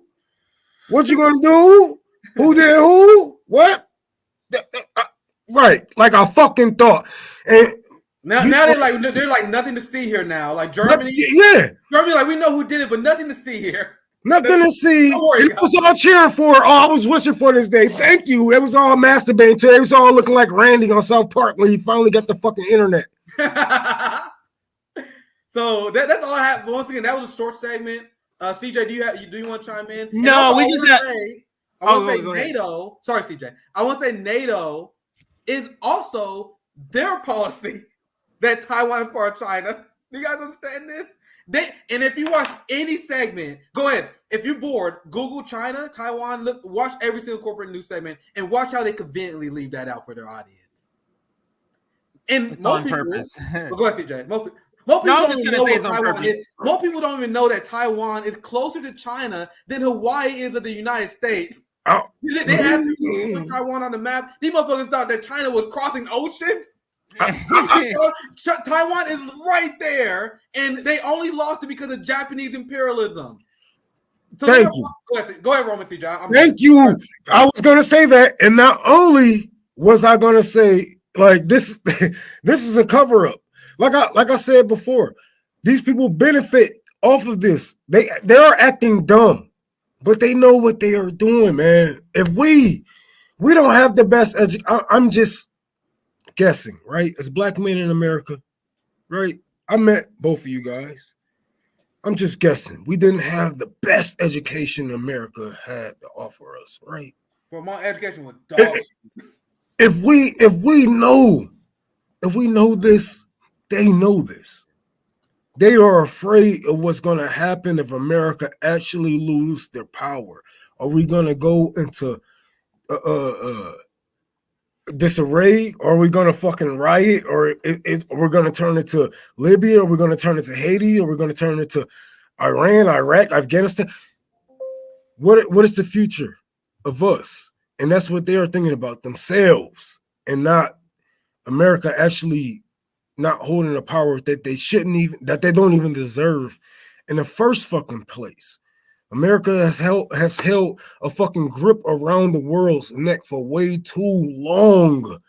And somebody is finally standing up. And as Americans, we should all be grateful, because we all have something that we are fighting against this goddamn country for. Whether it's this, whether it's that, we all have something deep down that we hate about this country. And I think it's time to let the empire fall and let the proletarian rise and let us shine and let us do our own thing. We don't need these people that's controlled by corporations. We don't need these people that's controlled by lobbyists. We don't need all these motherfucker outsiders to come inside to act like insiders and outside. We don't need that.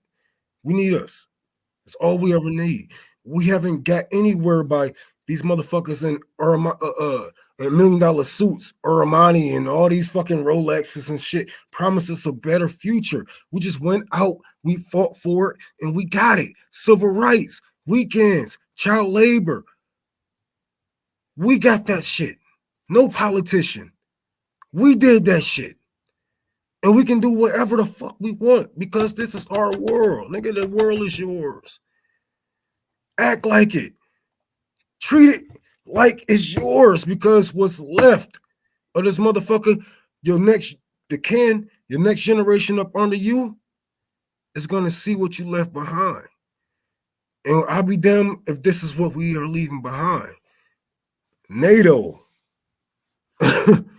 Yeah, let's get to super chats because we gotta wrap up soon. Thank for the $10. Kusha Nada, powerful name. Thank for $10. I wonder when Kyle turned lib. Was it before or after he got access to? Damn, he going hard, bro. Jesus Christ. Wow. Okay, I try to keep my criticism substantive, but hey, man, he going hard. After he got access to Crystal's bedroom. All right, we read off the super chats here. Also, Corp left have a tell. Corporate media left have a tell. They'll demonize the right while completely ignoring the existence of third parties. Absolutely on point and absolutely savage comment there. That is beautiful. Sorry, go ahead, CJ. My bad. I don't know what order you're going, so you can put them up. And you can read this if you want. No, I'm just trying to see what order. Yeah, Damn, going the opposite way. The opposite way, because that Okay. one. Yeah, this is the next one. Then this is the next one. Right? Yeah, I'll let you do it because I don't know the order. Go ahead. Well, thank you for $20. You can read them. Yeah, I'll put them up. But you read them. Yeah, I'll let you put them up. People wonder why AOC sold them out. Just ask Cenk. The establishment bought them out. Pure and simple. Yeah, and Jake and Kyle Kalinske will talk about the corrupting influence of money in politics and status and prestige. But somehow that doesn't apply to just the Democrats. They somehow immune to that. You guys see how ridiculous that is at face value? I don't take corporate war. I don't take corporate money, but I do vote for war. So, you can't really criticize me. I'm not a corporate Democrat. but I do vote for corporate wars and shit that fund corporations. But I'm not a corporate Democrat. Not like I got a book deal or anything that's gonna wash some money. I don't know what the fuck you talking about. Thank you for the $2 in Serious Times. Imagine the Met dress as Sam Speak a Celebrity. Thank you for that. What's the next one? Keep on going. Thank you for $10. Chibo Goro, longtime gym watcher / enjoyer. He always joked about selling out. It is up to all of us to discern when that has happened. Really appreciate your logical reasoning early stream, CJ. RBN new favorite YouTube. Appreciate the great comments here. That's a great comment.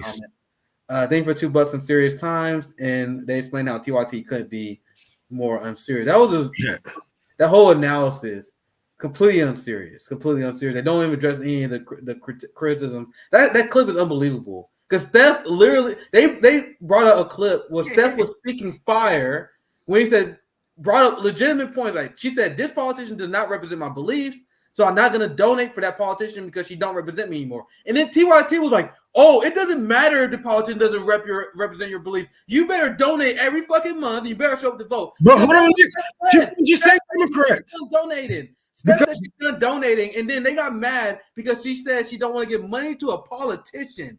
That is unhinged. But remember, she didn't just say Democrats. She said Democrats and Republicans. So she's going against the whole establishment. She didn't. So they really have no argument in this. You know what I'm saying? In this shit. But they're gonna drag it out as much as they can because this is what gets them the views that they have now. If they want to talk about Jimmy Dore, but they're gonna talk about fucking Donald Trump. They already tried that a couple of times this year. I already saw it. It didn't fucking work. It didn't work. And yeah,